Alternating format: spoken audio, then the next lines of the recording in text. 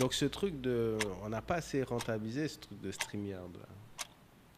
Mais attends, mais Axel... Il va te changer. Mais là, c'est quoi? Eh Ah là. Sa tenue de... C'est la tenue de combat. Ah. de scène. C'est ça. Ah, ça... Produit ce cacao Côte d'Ivoire, Ah voilà. ouais. Voilà, c'est... Montre à la caméra. Ah, et là. puis t'as le truc Montre à BH. derrière.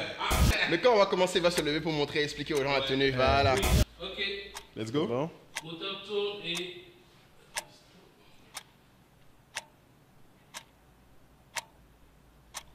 Action. Shalom. Salam. Bonjour. Voilà. Oh. Axel. Yes. Bon, je pense qu'il faut que tu te présentes au peuple en tenue de guerre. En plus, tu nous as honorés. Ouais. Moi, je croyais que c'était un banquet. Tenue de combat, Tenue tenue de de scène, et avec l'insigne de distinction là. Hein, voilà. Ah. Business Heroes.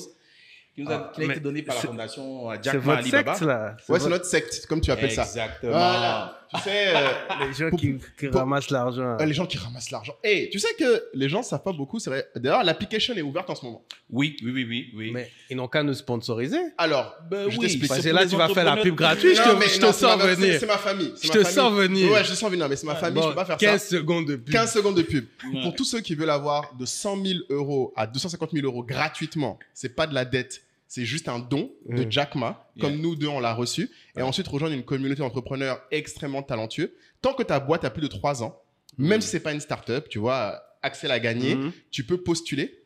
Et si tu es sélectionné, après, dans le top 10, tu reçois, donc c'est 100 000 euros, je crois. Alors, il faut le dire qu'il met 1 milliard à disposition, 1 milliard Voilà. de francs CFA pour les entrepreneurs sérieux et consciencieux du continent. Exactement. Mhm. Voilà. Donc, Et, ouais, donc le top 10 reçoit 100 000 chacun. Le premier reçoit 250 000 euros. Et les deuxièmes Et et chaque troisièmes- année, ça augmente. Hein. Peut-être Chaque qu'il y année, aura ça une belle augmente. surprise encore cette année. Voilà. Ouais. Mais il faut que je lance. Tu peux mon postuler. affaire. African Business tu- Hero, c'est vraiment pour les entrepreneurs sérieux. Et Nous, résilient. Et résilients. Il y avait 22 000 candidatures en 2020 où j'ai participé. Exactement. Et voilà, je suis dans le top 10. Top 10, ouais. Donc, c'est vraiment très, très, D'ailleurs, très... Axel et l'autre Karim, c'est l'année où la Côte d'Ivoire a été la seule année où on a eu le plus de héros. Mais vous étiez dans la même année? Non, moi je suis en Non, 2019. voilà, Ah, et oui, puis voilà, hein, c'est vraiment grâce à lui parce que en 2019, il part là-bas devant le pitch, devant Jack Ma, et il achète les chocolats d'Axel Emmanuel qu'il remet à Jack Ma. Ouais, c'est vrai. Et donc c'est lui qui m'a ouvert les portes. C'est Et vrai. puis voilà, C'est vrai et que t'avais puis oublié. quelques Je années vais plus complètement ça, oublier. c'est Parce que vrai. moi, c'est j'amène vrai. du chocolat partout où je vais. Mais c'est qu'aujourd'hui, je vais vous dire quelque chose de très, très, très surprenant que je n'ai pas dit à beaucoup de personnes. Mhm. Il y a quelque temps, je reçois un mail de Jason, les gens de la fondation Jack Ma.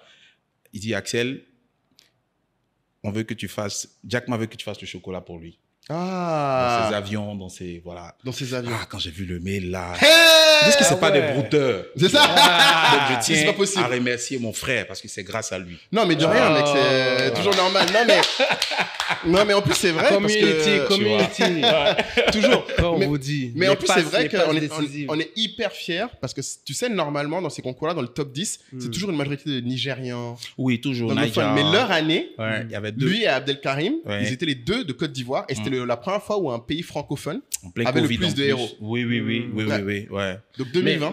mais c'est dingue parce que le point commun avec tous les gens avec qui on a envie de justement de faire une passe décisive, Mhm. c'est vraiment qu'on ressent. En fait, si on te fait des passes décisives, c'est qu'il y a un truc. Ouais, Tu vois? Il y a ouais. un truc. C'est que c'est même pas des choses que tu as demandé. Non. Et ça me Ouais. fait penser, même nous, quand je crois qu'on avait collaboré, c'était quoi, 2016, 2017. Oui, aussi. Ah, on Ah avait oui, fait, ah oui, on ah avait oui. fait, C'est grâce oui, à lui, je on fais avait beaucoup fait de un belles choses. partenariat avec Air France, ouais. Bien. qui avait du coup mis des chocolats dans son Dans agence. les avions et, Et on tout, avait et organisé votre premier voyage au Salon du au Chocolat salon à Paris. du chocolat à Paris. Et on avait fait une campagne mais dessus. c'est vrai, totalement. Mais cette fois, on mettra la campagne. Parce que chaque fois, on dit. Chaque fois, faut on mettre la mettra- campagne quand même. Et on avait, Ouais, c'est vrai. on avait fait tout le storytelling. Et Oui. c'était les premiers. Ils ont sponsorisé. Ouais. Voilà, on a salon de Avec chocolat. David. Oui, Ah, oui, l'ancienne. avec David. Ouais. Et puis. On avait mis Azuzi Assalfo. aussi, voilà. Oui, ouais. Samir. Voilà. Assalfo était dans. Oui, Loza, Assalfo, Loza on avait aussi, invité madame. Assalfo à une Oui. dégustation. Nice. On avait fait venir Loza, Loza, Dikoche à l'époque. Oui, Dikoche, Ah ouais, tout avec ça. tout le monde. Ouais. Et Et on on- est parti, ils ont été sponsorisés. Salon de Ouais. chocolat, porte de Versailles, c'était mon premier grand salon, c'est-à-dire en tant qu'artisan chocolatier ayant son propre stand. Ah ouais, 100 000 visiteurs à Paris. Franchement, Air France nous a donné beaucoup de pouces grâce à Caïd et Totem. Non, mais Et c'est bien passé. c'est intéressant qu'on dise ici, parce que les gens vont se dire, mais lui, il a de la chance. Non. On revient toujours au même sujet. Il a de la chance, il rencontre des frangins, ils lui font la C'est passe. vrai. Non. Mais c'est qu'on a ressenti quelque chose, c'est-à-dire Oui. que... Oui, oui. D'ailleurs, c'est peut-être le moment que tu te présentes pour que Oui, les gens présente-toi. comprennent. Les gens savent pas qui Parce t'es. que- Alors, je suis Axel Emmanuel, artisan chocolatier, champion de Côte d'Ivoire, vice-champion d'Afrique, chocolat pâtisserie, African Business Heroes. Voilà, l'insigne des distinctions. 2020. 2020 de la fondation Jack Ma. Voilà. Ok, Chocolatier super. ivoirien. Le Donc quand tu te chocolatier, présentes, tu oublies propriétaire. totalement Oui. ex-banquier, tout ça, c'est fini. Ah ouais. Ah, mais c'est le vrai. storytelling, Tu étais c'est vrai. banquier avant, mon J'étais ami. Ancien banquier devenu chocolatier. Euh, Ouais, parce que j'avais la rage de relever certains défis. Voilà. Mais, et j'ai fait droit public sciences politiques à l'Université de Côte d'Ivoire. J'ai fait un master en fiscalité. Je travaille dans un grand groupe bancaire présent dans 9 pays d'Afrique. Et puis, un beau matin, je démissionne parce que je me dis, c'est indigne pour les Africains, pour les Ivoiriens de ne pas savoir fabriquer le chocolat. Franchement, je ne vois pas des tablettes de chocolat en rayon. Mais qui va le faire? Au fait, j'ai rien fait d'extraordinaire parce que tout le monde parle. Tout le monde est dans la parlotte improductive. Tout le monde comme dit, il y a des problèmes, mais personne ne fait voilà, rien. voilà, Ouais. comme le dit, comment il s'appelle oh là là. on peut dire que c'est de toi. Bon, alors. Tibrus Kofi, voilà, Tibrus Kofi, comme tu le dis, Tibrus Kofi que j'aime bien. On est toujours dans la parlotte improductive. Je n'ai rien fait d'extraordinaire parce que tout le monde le dit dans les salons. Ah, on est premier pays producteur de cacao. Nous-mêmes, c'est nous qui devons faire le chocolat et tout. Mais personne ne passe à l'action. Et moi, j'ai décidé de passer à l'action. Donc, je n'ai rien inventé. Cette tablette-là, elle existait dans l'esprit des Ivoiriens. Moi, j'ai contribué à la rendre matérielle de sorte à ce qu'on puisse croquer à l'intérieur. Et donc, on est dans une soixantaine de rayons de supermarché. Avant le Covid, on était dans 12 vols aériens. Et je suis fier aujourd'hui. Puis bon, je continue parce que je suis leader maintenant de la Cocoa Revolution, mon label, voilà, Très bien. qui inclut les femmes de cacaoculteurs dans la transformation du chocolat de façon inclusive.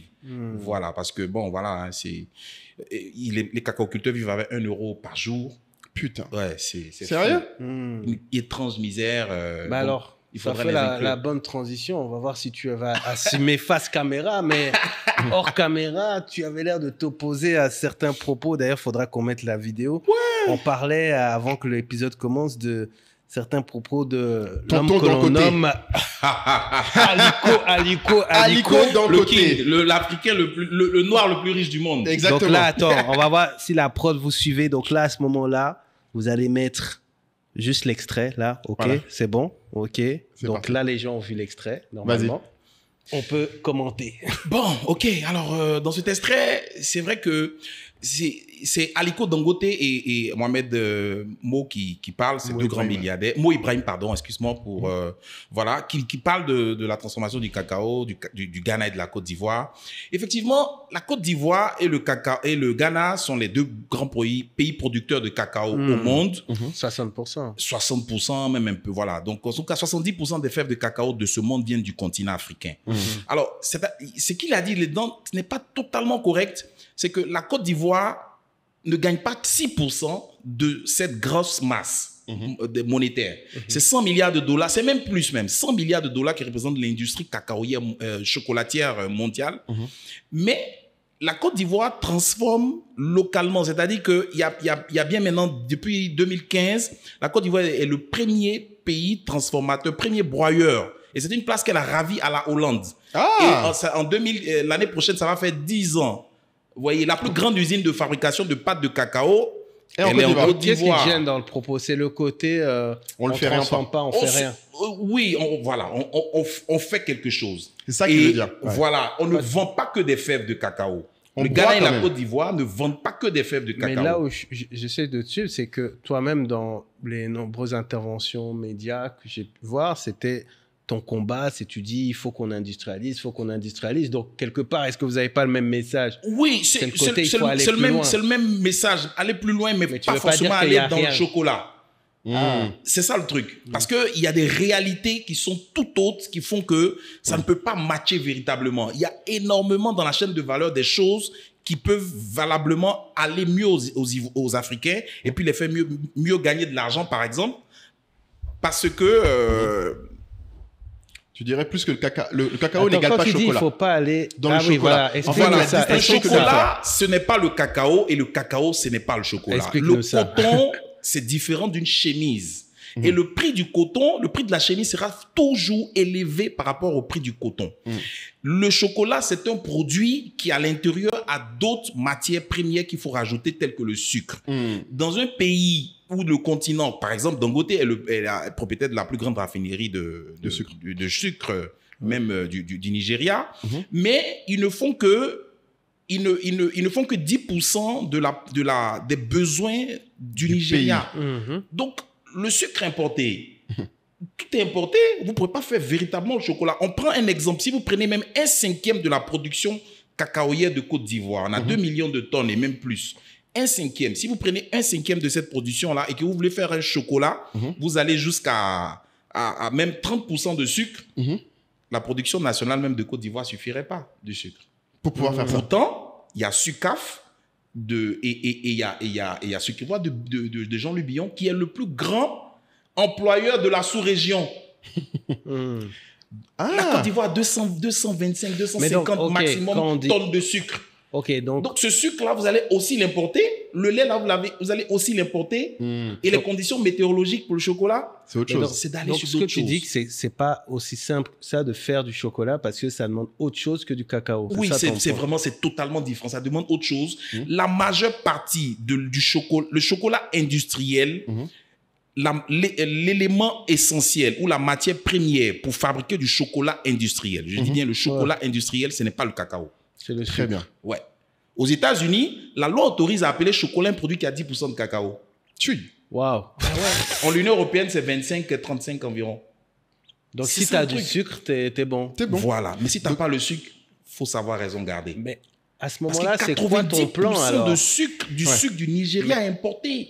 En fait, ce qui veut dire, c'est que même si Et tu as donc, du sucre, en fait, ce qui veut dire, c'est que tu ne peux pas attaquer une industrie aussi raffinée Oui. en ne traitant qu'une seule des matières premières. Et ce qui Oui, dit, c'est oui. qu'en fait, il faut développer toutes les Un matières autre premières. challenge encore, c'est la météo. Non, mais Alors, oui, la oui, météo, c'est un autre ouais. problème. Il fait extrêmement chaud, le chocolat fond, donc il faudrait encore beaucoup plus De d'énergie réfrigération. et de réfrigération. Et l'Afrique n'a pas d'énergie. Mais d'ailleurs, ouais. en ce moment, il y a une grosse actualité économique par rapport au cours Ouais. du cacao. Parce que il y a eu un record. Il y a eu un record, le tonne, je crois. La tonne de cacao passe à 10 000 $, a touché les 10 000 $. Donc, je vais essayer de dire ce que j'ai retenu. Ouais, explique-nous. Et Parce que moi, j'ai rien compris. Hein. Tu vas faire le prof, tu vas me dire si j'ai bon ou pas. Donc, de ce que j'ai compris, c'est que c'est un record. Depuis les années 70, oui, 77. depuis, oui. Dans truc les années comme ça. 70, quand même, on était à 15 000 Mais $. pour que les la gens tonne. se rendent compte, c'est que c'est 3 fois plus que l'année dernière, par exemple. Oui, on a 70 triplé. 000. Le prix de cacao Voilà. a quasiment triplé. Maintenant, si j'ai bien compris, les raisons, c'est justement ce dont tu parlais, dérèglement climatique. Absolument. C'est-à-dire qu'en termes de récolte, c'est super compliqué maintenant. Donc, il y en a on perd moins. beaucoup. Donc, il y a moins. Ah, c'est ce qui fait que le prix augmente. C'est ce qui fait que le prix augmente. Oui. C'est ça. Maintenant, C'est l'une la des partie où il y a d'autres raisons, c'est ça? Ah oui. Oui. Ouais, bah, tu me diras. Mais non, mais la partie qui m'a intéressé, c'est justement le paradoxe où les gens se disent, mais pourquoi alors on dit que le planteur galère? Et donc, ce qui m'a intéressé de savoir, c'est que en Côte d'Ivoire, et je crois aussi au Ghana, en fait, le prix est fixe en début de récolte pour justement faire Réguler. face à la volatilité. Donc, quand ça baisse, ça t'arrange, mais quand ça augmente, t'es perdant. Alors que dans les autres marchés, comme en Amérique latine, eux, ils peuvent vendre au cours international. Donc, c'est pour ça qu'il y a cette crainte. Et c'est peut-être pour ça que les Dangote, ils vont peut-être avec des formules toutes faites, mais viennent et ils se disent attention parce que ça soit, je sais pas pour l'Asie, tu me diras, mais en tout cas en Amérique latine, ils sont en train de se structurer pour justement développer cette industrie et profiter aussi du fait que le cours augmente. Donc, est-ce que c'est clair ce que je raconte ou...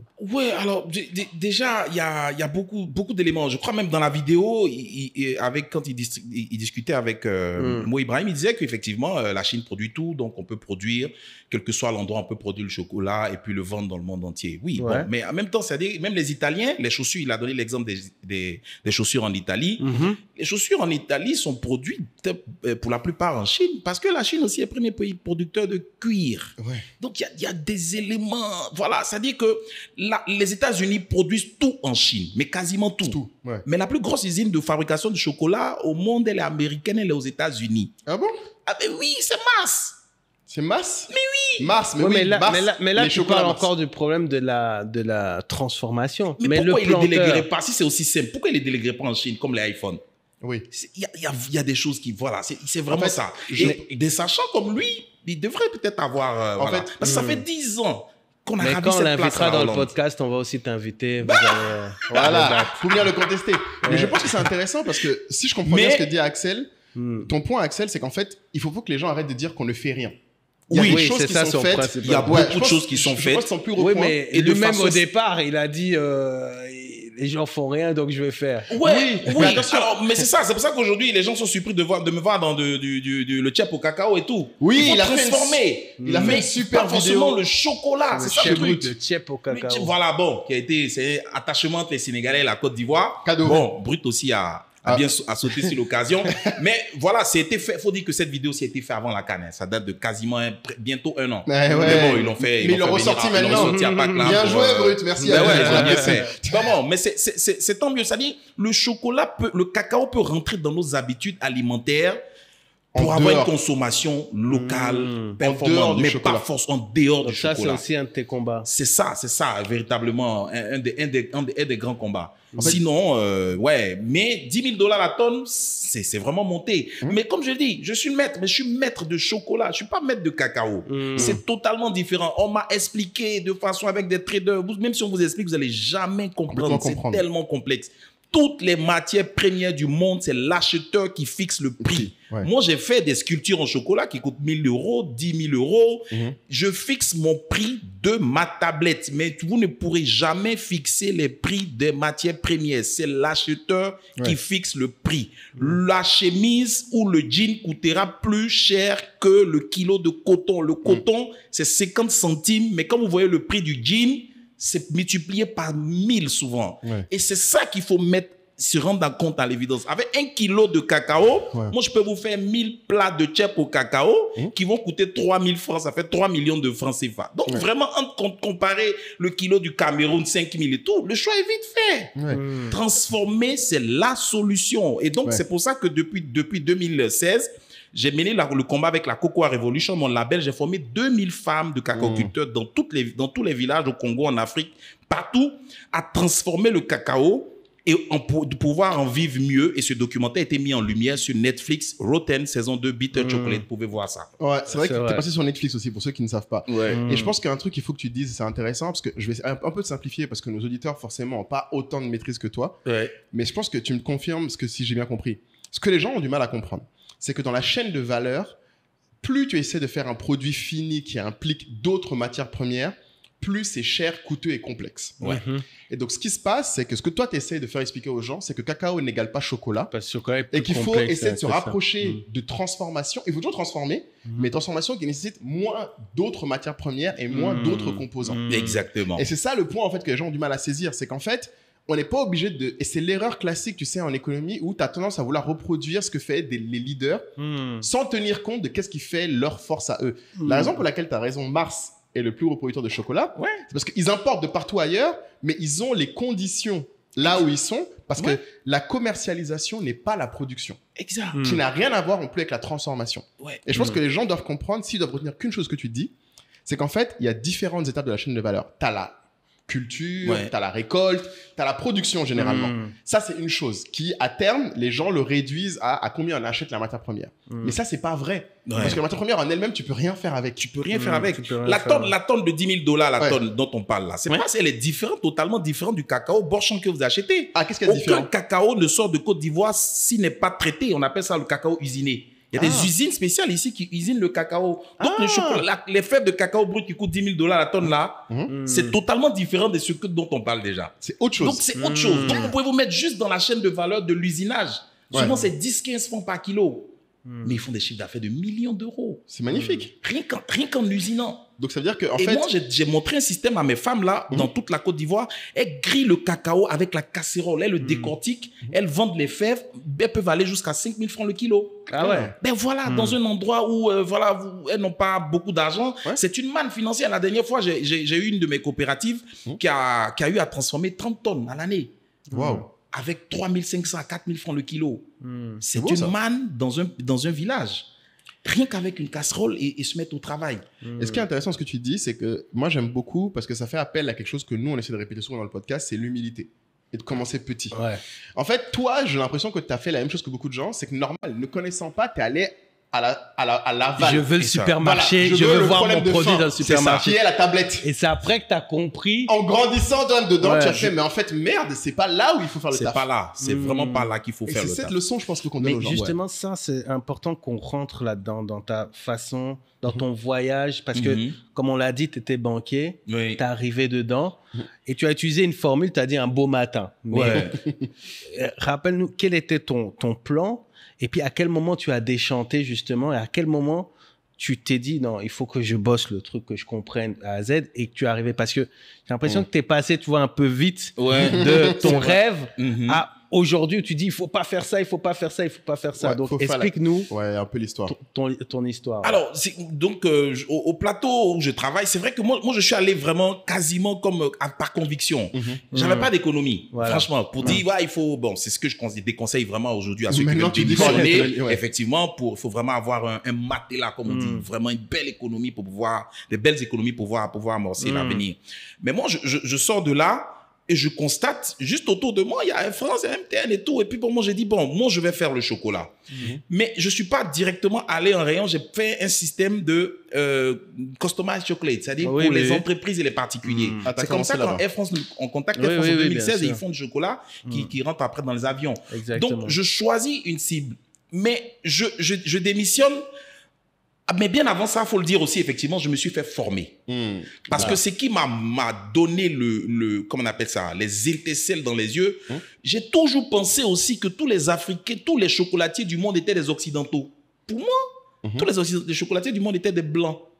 Et je rencontre Chef Koné, qui est le chef du Golf Hotel, qui a plus de 30 ans, 35 ans de métier, et qui fait le pain, la viennoiserie, les glaces et tout. Et il me dit qu'il sait faire du chocolat. Je l'ai regardé. Pourquoi tu fais du chocolat? Il dit oui. Et il me montre qui sait faire le chocolat.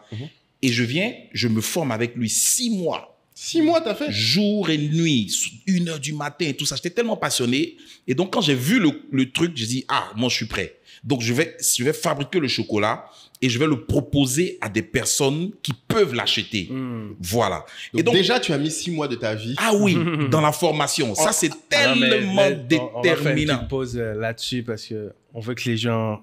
Intègre. Non, parce que l'artisan chocolatier, les gens pensent que tu t'es levé et t'as juste pris des gens que t'as payé à droite, à gauche. Non. T'as regardé une recette sur YouTube. Exactement, voilà. Non, parce que ceux qui font ça... ceux qui font ça, ils sont bien déçus, ils abandonnent. Non, mais les gens ne comprennent pas. Ouais. Moi, mes recettes, par exemple, sont écrites nulle part. Je les écris même pas. Parce que déjà, les écrire, c'est dévoiler. Voilà. Je transmets mes recettes. Mais je les écris même pas. Parce que je peux vous donner les mêmes ingrédients, tout, vous allez jamais pouvoir faire le même chocolat. Donc, tu fais cette formation de 6 mois. Formation de 6 mois. Ensuite, je commence à fabriquer le chocolat chez moi à partir de vraiment dans la cuisine de ma mère. Voilà, avec des fèves de cacao que j'achète. Je sais faire des petites créations puisque je sais faire maintenant. Et je vais les proposer maintenant à des personnes qui pourraient être susceptibles d'acheter. En 2011, je croise, comme on appelle ça, puisque j'étais au plateau, là, on était voisins avec les gens d'MTN, la grosse agence du flagship que je salue tout le temps. Et ils me font appel pour faire des gâteaux et tout. Et puis bon, je leur propose aussi le chocolat. Ils acceptent. Et ils ont tellement aimé, de janvier à février, ils disent, ah, mais il y a la Saint-Valentin. Est-ce que tu peux faire des chocolats pour la Saint-Valentin? Mais tout ce temps-là, j'ai trimé en proposant mes chocolats porte à porte. Parce que j'avais déjà démissionné. Voilà, aujourd'hui, ça fait plus de 10 ans que j'ai démissionné. Hein. Mais donc, j'ai pas d'économie. Je sais faire le chocolat, je propose, mais les gens, ils ne matchent pas véritablement. Ouais. Donc, j'essaie de voir la belle formulation. Parce qu'en Côte d'Ivoire, c'est pas facile, ça. Non, c'est pas facile. Donc, je mets les belles recettes avec les ingrédients locaux, du gingembre et tout. Parce que tous les... Voilà, des chocolats aussi, des bananes plantain, tout ça. Et puis, je vois que ça plaît quand même à certaines personnes, mais bon, ils hésitent parce que il y a beaucoup. Même moi-même, j'ai pensé que le chef Koné ne pouvait pas faire le chocolat. Exactement. Donc il y a d'autres qui me disaient que eux, ils avaient aussi. C'est quel Ivoirien, c'est quel Africain qui fait chocolat? Ah mais vraiment ça là, franchement, hein, ça. Bon, je y crois même pas. Et puis ils goûtent, ils voient que c'est bon. Ils voient que c'est bon, mais après même ils te disent que même ça là même, est-ce que c'est lui qui a fait? Ils doutent encore. Donc et MTN qui passe une commande pour le flagship. À Madame Gomez, j'oublierai jamais cette dame-là qui m'a vraiment, avec Monsieur Clémier. Ils ont dit, au lieu de prendre toujours les chocolats d'ailleurs, là, essayons le jeune là. Et puis, ils prennent le chocolat pour l'agence principale du plateau. Ils apprécient tellement et ils m'appellent. Est-ce que tu peux faire le chocolat pour toutes les agences d'Abidjan? Saint-Valentin. Ah là, c'est ça, mon gros pactole. Et là, c'est de là que je commence à me lancer. Et puis vraiment, ouais, on a beaucoup travaillé. J'étais heureux parce que ça m'a permis d'avoir un gros capital et me lancer après. Et les autres entreprises ont vu que tu as fait pour MTN, ainsi de suite. Ils ont commencé à croire au projet. C'est marrant, c'est comme agence de com. C'est comme toi, exactement. Oui, parce que dans mon speech aussi, j'appelais ça marketing par l'objet comestible. Accroître votre notoriété en communiquant sur un support de communication différent. Voilà. Donc, vous mangez le chocolat et... Mais est-ce qu'à l'époque, tu avais déjà tes emballages en wax, là, ou pas encore? Alors là, les emballages... Non, pas encore. Les emballages en wax, ça vient en 2018. C'est là où moi, je t'ai connu. En 2018, effectivement. Parce que là, c'était B2B d'abord. C'était B2B. Et puis, je me dis, je vais quelque part, il faut que je puisse faire quelque chose. Et je rencontre vraiment certains de mes collaborateurs, un docteur Dou Roméo, qui est vraiment mon ami, qui est tellement spécial. Il me dit... Tu dois faire des tablettes. Un chocolatier doit faire des tablettes. Je dis, ah, ben oui, c'est vrai, mais tout. Bon, OK, on va faire des tablettes. Je fais les tablettes. Les gens disent que c'est bon, mais est-ce que ça, là, c'est un Ivoirien même qui fait? Et puis un jour, je me réveille avec une idée en tête. J'ai dit, la tablette, là, on dit la tablette, elle est féminine. Je vais l'habiller en paille. Et là, je me réveille, je passe à l'action immédiatement. Ouais, ça je fais les chocolats dans le wax et tout, et dans des pagnes et tout. Ouais. Et puis, on le met sur les réseaux sociaux, mais la photo est tellement virale. Ouais. Vous avez, il y a une photo qui a fait 1 million de partages en 2018. Ouais, je me souviens. C'est comme ça que tu t'es fait connaître. Partout. Et là, on a vendu 10 000 tablettes à Abidjan sans être dans un supermarché. Pouf. Donc, c'était comment la distribution? Directement, on a fait un point de vente à Cap Sud. Exactement. Voilà, par l'intermédiaire de monsieur Luis Rosado Gomez, père son âme, qui m'a donné un espace. Et puis, les gens qui passaient là, il y a eu Sirif Tal qui est passé sur le stand avec, comment il s'appelle, mon ami photographe Jean-Marc, qui travaille à Life aujourd'hui. Jean-Marc, qui a fait les photos. On a fait un shooting. Il a vu, il a posté, et tous les blogueurs, ils ont commencé à relayer Tonton Peck, Edith Brou, et c'est parti comme ça de façon virale. Et puis, moi, j'ai fait un peu de provoque aussi. Bien sûr. Parce que c'était des trucs de wax, Uniwax. Et donc, c'était tellement viral, un jour, on reçoit le coup de fil de Uniwax. Parce que oui, ça, je dis à personne. Ouais, attention, parce que... Plagiat, monsieur, service juridique du Uniwax. C'est la raison pour laquelle beaucoup de gens ne l'auraient pas fait. Il faut qu'on le dise clairement. Quand moi j'ai vu le truc là, pourquoi? Parce que les motifs sont des motifs. C'est les motifs de wax.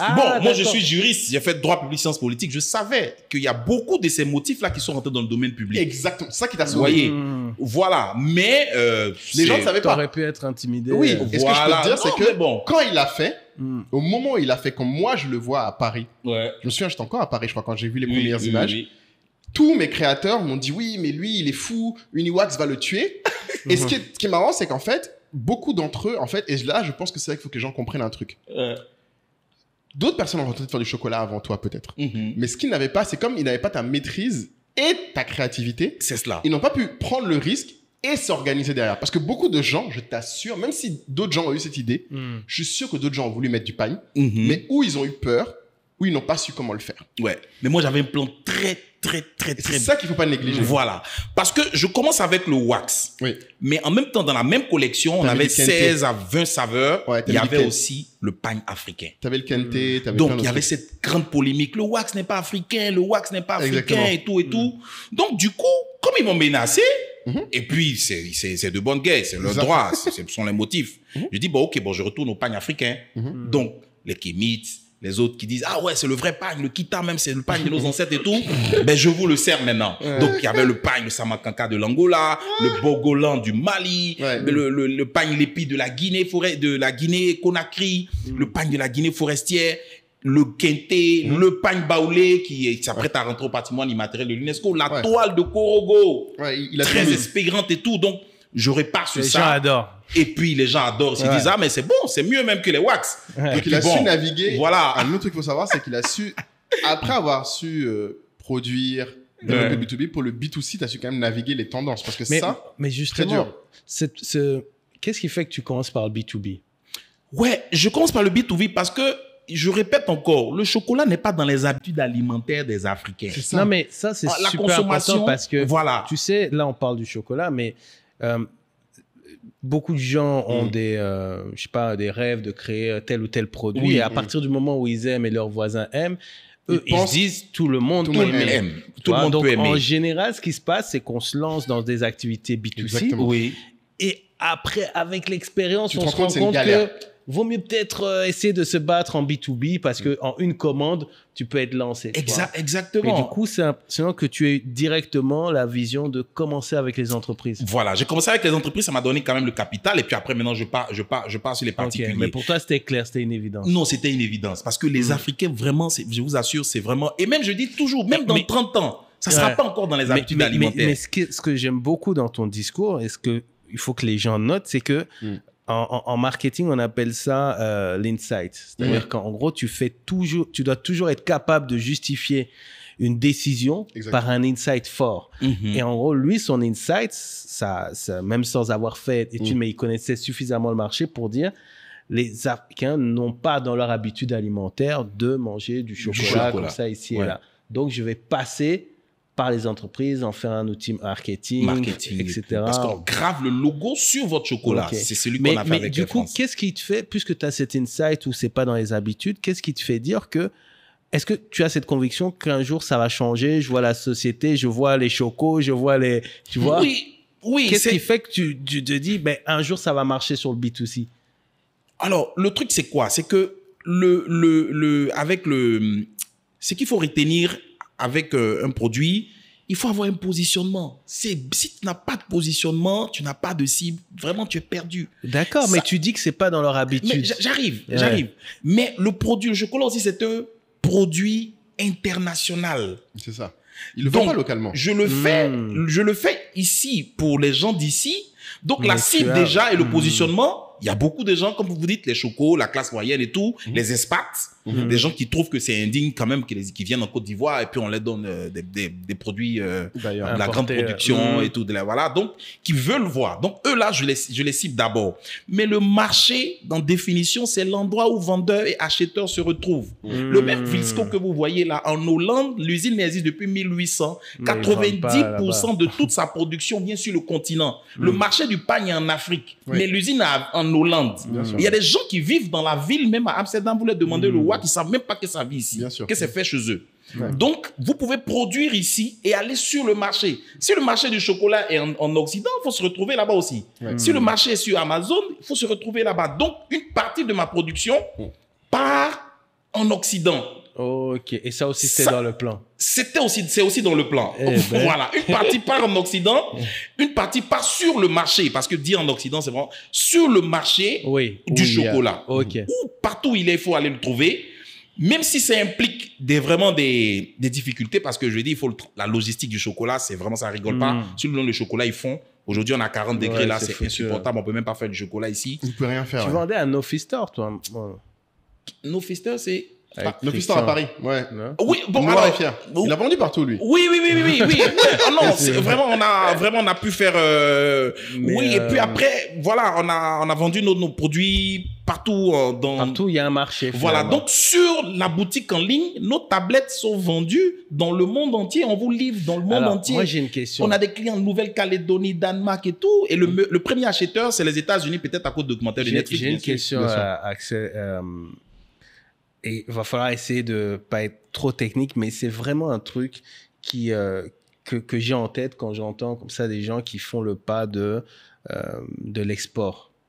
Je me dis, comment est-ce que tu fais par rapport à tes coûts? Parce que finalement, il y a un prix. Il y a un prix de marché. Exact. Tu peux rapidement être plus haut. Et en fait, c'est tellement au franc près que je me dis, quand tu dis que, bon, je vais envoyer en Nouvelle-Calédonie, moi, je vois tout de suite, je vois la douane, je vois le voyage, tu m'as dit, la conservation du chocolat. Donc, comment tu fais pour arriver là-bas, encore être compétitif, et puis sur un chocolat, tu vas gagner quoi?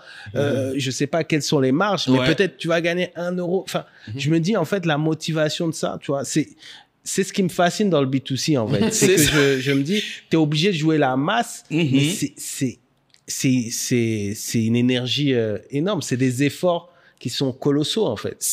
Le mass market, c'est Mars et tous les autres. Moi, mon chocolat, il n'est pas fait pour tout le monde. C'est ce que je dis, c'est un positionnement. Même la dame qui vend les bananes Brésil, là, donc, sur le bord de la route, jusqu'au prix, elle ne vend pas. Elle le vend pour un type de personne. C'est ceux qui ont peut-être la réminiscence de la jeunesse et tout, ils sont en voiture, ils s'arrêtent. Sinon, c'est pas pour eux, les bananes Brésil qui sont sur la route. Donc, mes tablettes de chocolat, là, c'est pas pour tout le monde. C'est un chocolat militant. Et ceux qui achètent, ce sont mes militants. Militants de la cause de ces femmes-là que j'ai formées, militants de l'écologie, militants des bonnes comment on appelle ça, pratiques agricoles, militants des gens qui sont soucieux des planteurs et qui veulent plus de middlemen dans la chaîne de valeur pour qu'ils soient comme des esclaves de l'industrie du chocolat. Et c'est ceux-là, et ils sont partout dans le monde. Et c'est ceux-là que je vise. Je ne vise pas tout le monde. Et ceci explique que même en positionnement même en Nouvelle-Calédonie, ils achètent. D'accord. Voilà. Il y a des gens qui viennent sur la boutique, ils achètent, ils laissent un pourboire 10 euros, 15 euros. En plus. Parce qu'ils savent que c'est ces femmes-là qui ont décortiqué les fèves là, une par une, et qu'en achetant, lui aussi, ça lui donne quand même le fait de pouvoir partager sa richesse. Et vraiment, ils soutiennent une cause militante. Parce qu'en Occident, le chocolat, c'est symbole de joie, de gaieté et tout. Mais ici, en Afrique, c'est des larmes, des déchirements. Des personnes des planteurs qui vous donnent leur facture comment on appelle ça, d'hôpital de 15 000 francs qui ne peut pas acheter depuis combien de temps parce que il vient de vendre son cacao, la prochaine traite là, c'est peut-être dans 6 mois. Il va pas vivre.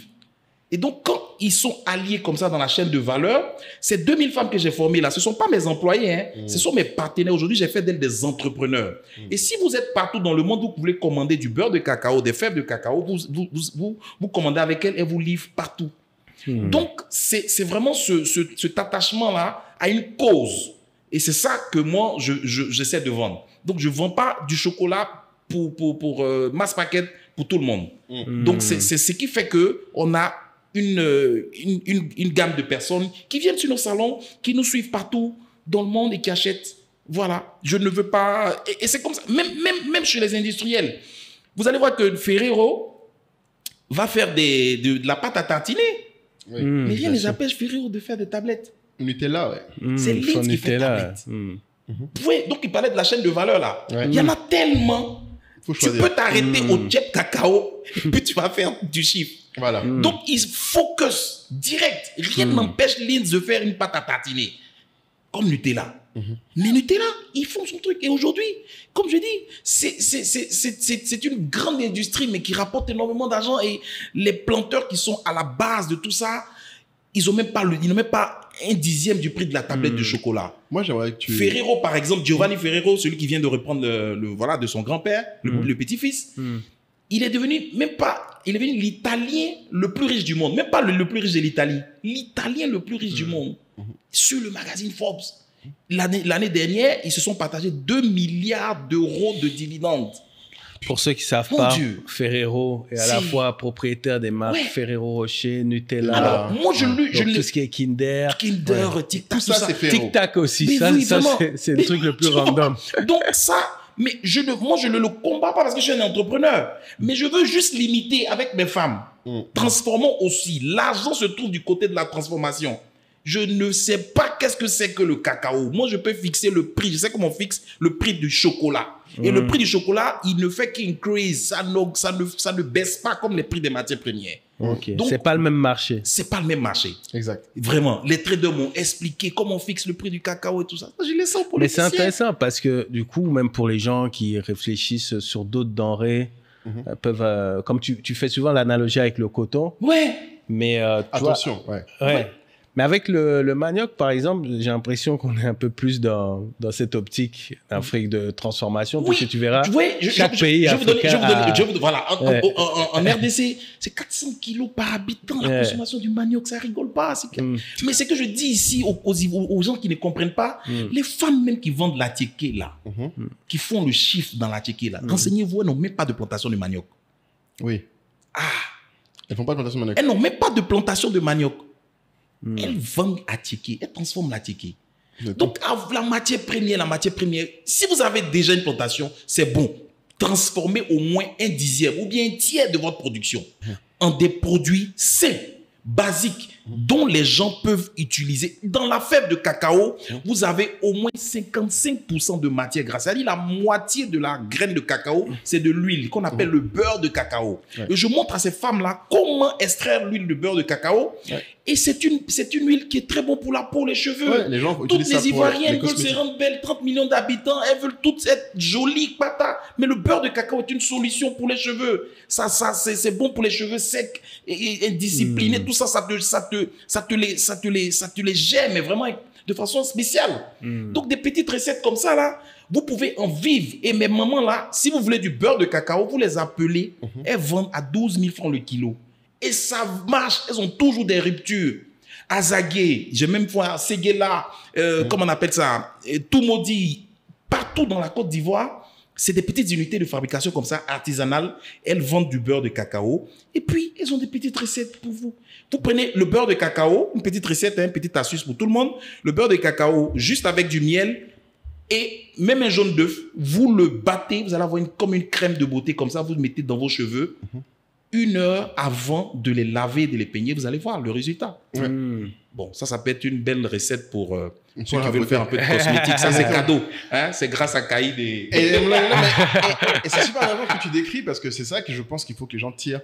Parce je crois que tu es le premier qui a de l'agri-business. Et je pense que l'agri-business, c'est l'un des business où, comme c'est très fantasmé, les gens ont du mal à comprendre qu'en fait, chaque produit, chaque chaîne de valeur est complètement différente. Exactement. Absolument. En fait, c'est vraiment ça la leçon, je pense, que tu donnes aux gens. C'est passionnant. Parce qu'en fait, beaucoup de gens, en fait, quand ils se rendent dans l'agriculture, ils pensent ils traitent chacune des matières premières ou chacun des produits comme étant interchangeables et ils pensent pas vraiment au marché final. Exact.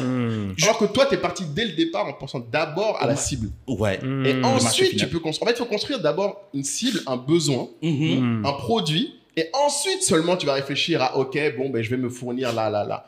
Mais après, il a quand même, on l'entend, il a une capacité à analyser le marché, il a un œil marketing qui est très affûté. Donc, il faut peut-être pouvoir s'entourer à ce moment-là. Oui, ça, je peux vous le dire. C'est vraiment l'un de mes... Il faut s'entourer de gens compétents dont c'est le métier. C'est pas mon cousin, c'est pas mon ami ou ma petite copine du quartier qui sait faire le design de la tablette. C'est un professionnel graphiste. J'aime bien les Camerounais. Ils disent, tu as déjà fait quoi qu'on a déjà vu? Il a fait le graphisme pour qui avant? Si tu t'as pas convaincu qu'il a fait pour quelqu'un que tu connais ou que on peut vérifier et que tu apprécies, il faut pas lui confier ça. C'est pas tout. Voilà, il faut mettre les choses the right man at the right place. Si tu t'entoures des gens compétents comme ça, ça fonctionne. Exactement. Ça aussi, c'est vraiment... Mais comme il a dit pour le coton, au fait, le cacao, le problème de cacao en Côte d'Ivoire et tout ça, c'est des problématiques qui sont vraiment très communes à beaucoup de pays. Moi, j'ai fait 25 pays d'Afrique grâce au cacao. J'ai vu des réalités. C'est-à-dire que le Mali est le premier pays producteur de coton d'Afrique. Mais quand tu vas à l'hôpital de Bamako, partout, le coton qu'on prend pour soigner les malades là, il vient de Belgique. Oui. Même là, vous pourrez rentrer dans une pharmacie en Côte d'Ivoire ici, vous allez voir, le coton que vous allez acheter là, coton hydrophile, ça vient de Belgique ou d'Allemagne. Donc, et puis ça peut coûter 15 000 le kilo. Juste à Korogo, il y a du coton. C'est ça. C'est des challenges, mais vraiment, qui fera le prochain jean avec le coton de Korogo? Designé. Mais ça, à Paris, tu as fait Fashion Week. Et j'ai vu que Patrice Talon a lancé justement des initiatives au Bénin pour la transformation, inciter les jeunes à transformer. Mais ça, c'est très poignant et je félicite cette initiative. Et ça fait vraiment plaisir, ça. Mais je pense que ce qui est important, c'est qu'il ne faut pas que les gens se disent qu'ils doivent aller forcément au produit fini, le plus fini. Oui, c'est ça. En fait, j'espère qu'ils auront compris à ce stade. Je veux rentrer dans la transformation. Par exemple, j'ai entendu quelqu'un qui me disait, par exemple, toi, tu m'en parlais beaucoup, toi et moi, à une époque de la mangue. Ouais. Il y a 15 millions de trucs à faire avec la mangue avant d'arriver au jus. Vraiment. Il y a des millions de trucs à faire. Ouais. Et c'est ça qu'il faut que les gens percutent. Parce qu'en plus, ce que dit Axel est très intéressant, c'est que à certains produits, il y a des marchés beaucoup plus faciles que d'autres. Ouais. Il y a des produits qui sont B2B. Par exemple, il a parlé du coton pour les pharmacies. C'est infiniment plus simple. Il y a plus de 1000 ou 1500 pharmacies. Mais ça dit, le coton là, pour le rendre hydrophile, ça dit, il est naturel comme il pousse sur l'arbre comme ça. Mais il y a une pellicule autour qu'on appelle, c'est une pellicule de cire. Ce qui fait que quand vous allez mettre dans l'eau, ça va pas imprégner, ça devient hydrophobe. Donc il faut juste enlever la pellicule de cire là, elle devient hydrophile. L'eau peut rentrer dedans, ça peut imprégner l'alcool. Voilà.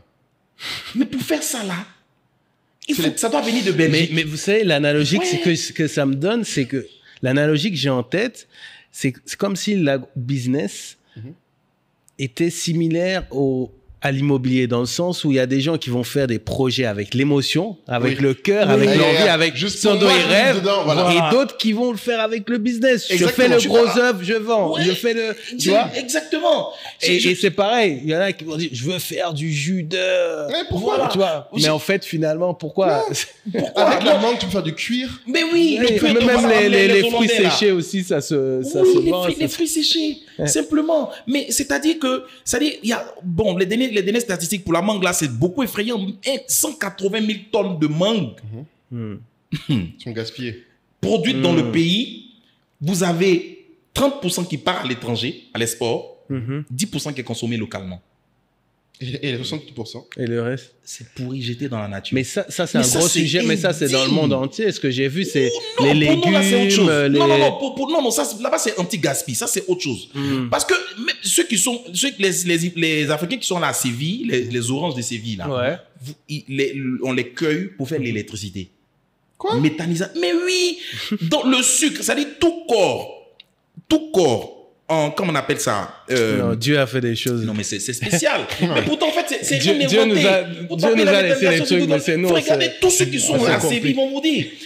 Tout corps organique que vous mettez comment on appelle ça, en décomposition, en absence d'oxygène, il produit du gaz. Oui, et ce gaz est utilisable pour l'énergie. Donc, c'est-à-dire que les mangues qu'ils jettent à Korogo, là, on peut utiliser avec un mécanisme pour éclairer toute la ville de Korogo. Puisqu'on jette, ça pourrit.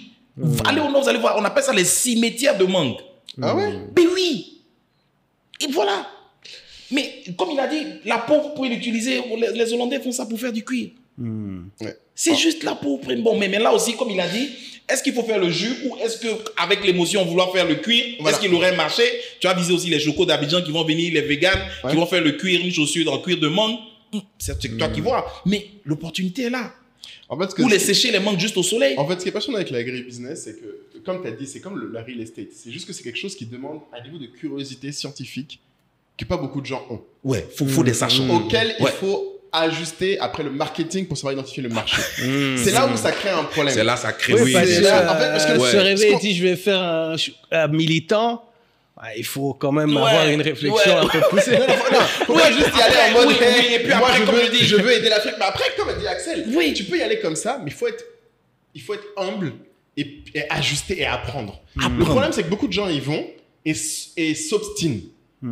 Parce qu'en fait, moi, ce que je vois quand les gens font l'agriculture, où ils font les trucs basiques, ils cultivent des tomates, les trucs basiques, mais en fait, ils n'ont pas la curiosité. En fait, la curiosité qui va faire, comme dit Axel, tu vas aller dans un autre, tu vas chercher un autre fruit, regarder tout ce qui peut en être fait, et surtout, ils ne cherchent pas les experts.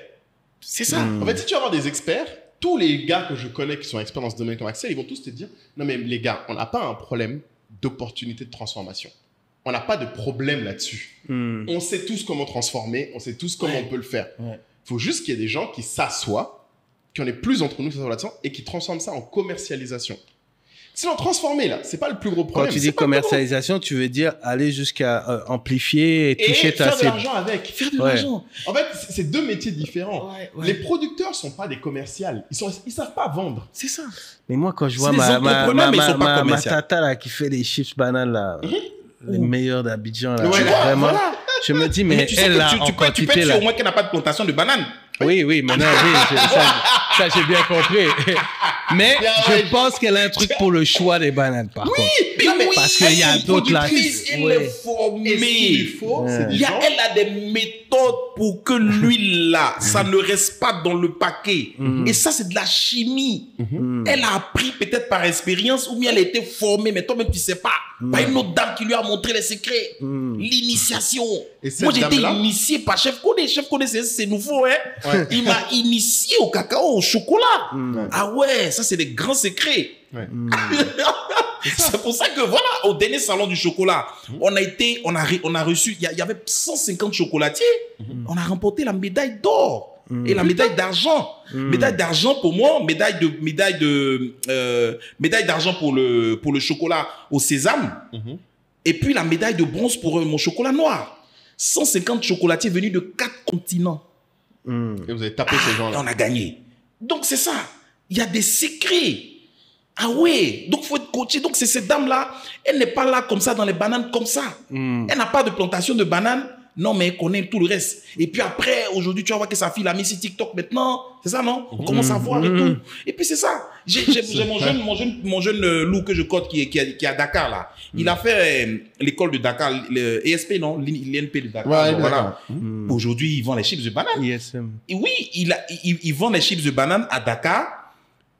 Il vend 1 tonne de chips de bananes par mois à Dakar. Patate. Et il livre les chips 7 jours sur 7, 24 heures sur 24.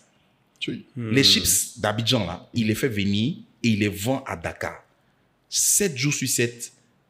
Mais aujourd'hui, là, même son, comment on appelle ça, 1 tonne de chips de bananes, même son, comment on appelle, le leader, le major de leur promotion à l'école polytechnique, il va travailler dans une banque, mais il ne pourra jamais avoir ce salaire-là. Banane. Mais dis-moi, il y a aussi un autre phénomène que j'aimerais ton avis là-dessus, c'est la place de l'Asie dans la business. Parce qu'on entend, il y a eu beaucoup d'articles qui disaient le plus gros producteur d'attiéké, c'est la Chine. Même quand on se promène maintenant dans les capitales européennes, si tu veux avoir des aliments africains, tu vas dans les magasins chinois et non pas africains. Donc, comment est-ce que tu analyses tout ça?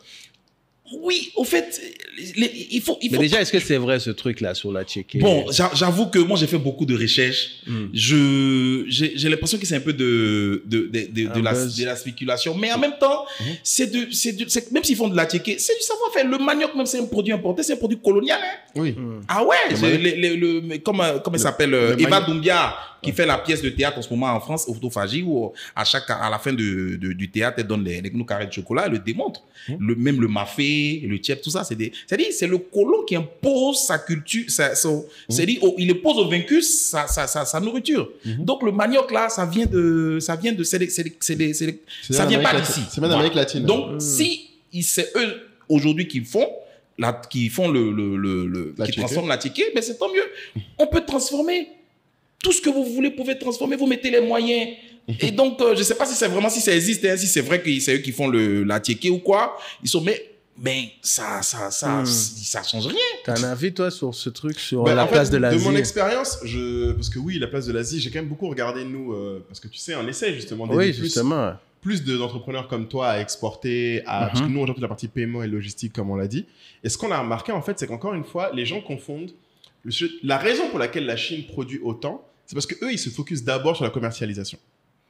En fait, contrairement à nous... Avoir la qualité du produit. Voilà. En fait, eux, c'est pas ça leur problème. En fait, les Chinois pour avoir déjà travaillé beaucoup moins en Chine, il faut que les gens comprennent un truc. Un entrepreneur chinois, le niveau de compétition que lui a est incomparable avec le nôtre. Donc, quand il se lève, eux ne peuvent pas faire le chemin facile de dire je vais faire des vêtements comme tout le monde. Donc quand ils se lèvent, ils regardent qu'est-ce que je vois que les gens demandent que moi je peux produire que personne d'autre fait. Donc ce qui se passe sûrement, c'est qu'un de ces gars-là a vu que bon, écoute, j'ai entendu dire que quelqu'un cherche à acheter du manioc, je sais que moi je peux le faire moins cher, et ils le transforment. Et l'autre avantage qu'ils ont, c'est qu'il est vrai qu'ils ont des États qui soutiennent fortement tout ce qui va être en transformation. Mais il faut que les gens comprennent. La transformation, ça ne s'arrête pas à juste dire j'ai investi pour avoir une machine. Après, oui, non. ça, je peux vraiment vous dire beaucoup dessus. C'est pas ça, hein. C'est pas ça. Il y a la gestion de l'humain derrière. Ouais, non. Ouais, Et ensuite, il y a toute la partie comment logistiquement, tu sors ton truc à un coût moindre. Ouais, ça, il faut se rappeler être un clair truc. là-dessus. Moi, j'aime bien rappeler aux gens. Tu sais, l'une des choses qui nous a traumatisé nous en 2022 chez Anka, c'est quand maintenant les Européens ont mis, tu sais, la TVA à partir de 0 €. Tout ce qui rentre en Europe maintenant prend 20% de TVA. 20%, ouais. Tu sais pourquoi? Même mes tablettes de chocolat. Oui, même les tablettes. Parce que les Chinois les ont inondées. Mais parce que ce que les gens ne savent pas, c'est que l'État chinois a négocié avec les États européens il y a des années pour qu'à l'époque où la France a commencé, comme les autres pays, à se faire produire en Chine la plupart de leurs biens, ils ont négocié des tarifs de logistique différents du reste du monde. C'est pour ça que Chine, par exemple, réussit à vendre à des prix imbattables.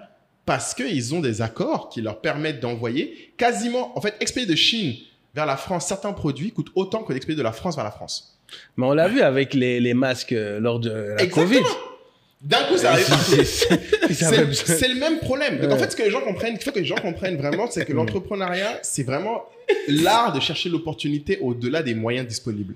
Mais c'est vraiment ça. Et c'est juste que ce que font les Chinois, c'est-à-dire qu'eux, en fait, ils ne vont pas faire quelque chose, comme tu dis, par sentiment. Je pense que c'est le peuple, juste que c'est le moins sentimental en affaires. Ah oui. Ils n'ont pas de sentiment. En fait, c'est ce qui nous tue, nous. C'est que trop de gens font du business pour le sentiment.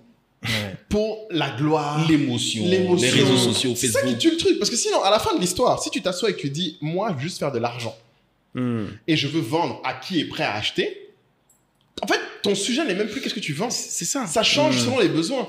Et c'est pour ça que je pense pas qu'eux-mêmes, ils vont jamais advertise. On est les premiers producteurs de quelque chose. Oui, ça les intéresse pas. Parce que ici, Abidjan, les Ivoiriens font nem, non? Oui. On fait pizza ici, non? Oui. Pourquoi ils ne vont pas faire checker? Qu'est-ce qui les... Moi, vraiment. Par contre, ce que les gens ne comprennent pas, comme on dit, par exemple, on dit la Chine produit le cacao et tout ça, ils vont dépasser. Les Chinois ne vont pas vendre la matière première comme vous vendez la matière première. Non, si eux, ils ont des fèves de cacao, ils vont arriver au chocolat. Ils vont arriver à d'autres éléments. Oui. Voilà. Donc, on est libre, hein, c'est un monde manioc et tout ça. Mais sinon, arrêtez de faire les nems ici à Abidjan. Ouais, voilà. Dis-moi, je veux qu'on sorte un peu du secteur. Je veux revenir sur ta vie entrepreneuriale. Tu as dit c'est important de bien s'entourer. Je sais que dans ta carrière entrepreneuriale, tu as eu associé puis pas associé. Comment est-ce que tu t'es structuré? Avec qui est-ce que tu as évolué? Puis après, pourquoi est-ce que vous vous êtes séparés ou quoi? Enfin, je sais que vous étiez une équipe. Moi, en tout cas, moi, quand je vous ai rencontré. Oui, ça, c'est oui. En fait, on était sur un projet pour le salon du chocolat, tout simplement. Sinon, moi, je suis chocolatier depuis longtemps et on se croise en 2016 parce que moi, je démissionne en 2010. Alors, quand tu dis on, oui, j'ai eu des collaborateurs. On travaillait sur un projet qu'on appelait Instant Chocolat. Ça, oui, voilà, c'est ça. Voilà, et puis après, voilà. Bon, donc, c'était le projet pour pouvoir faire le salon du chocolat à Paris. À Paris, et tout, ok. Et puis, bon, mais je travaille comme ça avec beaucoup de personnes. Par exemple, au Cameroun, il y a un collaborateur là-bas que j'ai formé, donc mes élèves dont je suis beaucoup bien fier, qui fait du chocolat Nyamboa. C'est le chocolat local qui aujourd'hui, voilà, il s'est vendu à tous les carrefours, Bonamou Sadi, Yaoundé, tout ça. Il fabrique du chocolat de A à Z.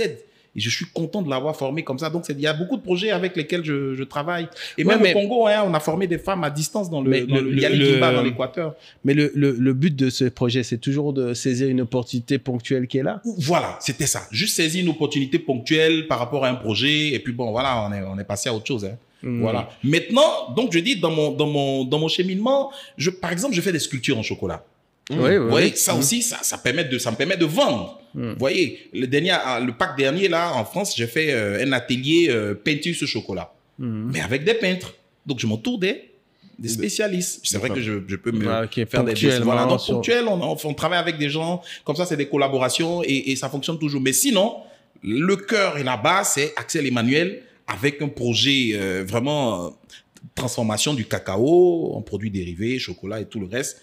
Et puis, bon, voilà, on monte comme ça. Donc, je suis toujours entouré de personnes, dès le début, qui ont cru en moi. Ça aussi, c'est important. Donc, il y a des personnes ils n'ont pas mis de l'argent, mais un capital humain inconsidérable, packaging, design et tout ça, qui m'ont entouré, qui m'ont donné la force. Même au niveau, ils m'ont donné même des locaux pour démarrer. Donc ça aussi, c'était vraiment, ça m'a permis de pouvoir bien fonctionner. Et puis aujourd'hui, voilà, je continue. Non, mais ça m'avait marqué l'instant chocolat parce que je sais que effectivement, c'était dans le cadre de ce projet pour aller au salon, mais vous aviez du coup fait une campagne de communication. Oui, on avait fait un crowdfunding. Voilà, exactement. Donc du coup, ça veut donner cette image que limite comme vous étiez associé. Je pense que beaucoup de gens ont dû penser ça. Oui, sur des projets, oui, parce qu'après même l'entité est devenue un peu, on a créé même une SARL après, par après. D'accord. Ouais, où il y avait, voilà, en tant qu'associé sur le projet, quoi. C'est vraiment comme. Et puis vous avez fermé la SARL. Voilà. Maintenant, quand je parle, par exemple,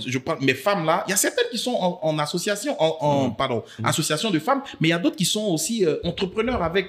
Aujourd'hui, vous vendez, elles peuvent vous vendre du cacao, les produits dérivés, et puis elles vous donnent une facture. Vous voyez un peu. Il y a certaines que je soutiens comme ça. Il y a d'autres aussi, je suis partenaire avec elles et tout. Voilà.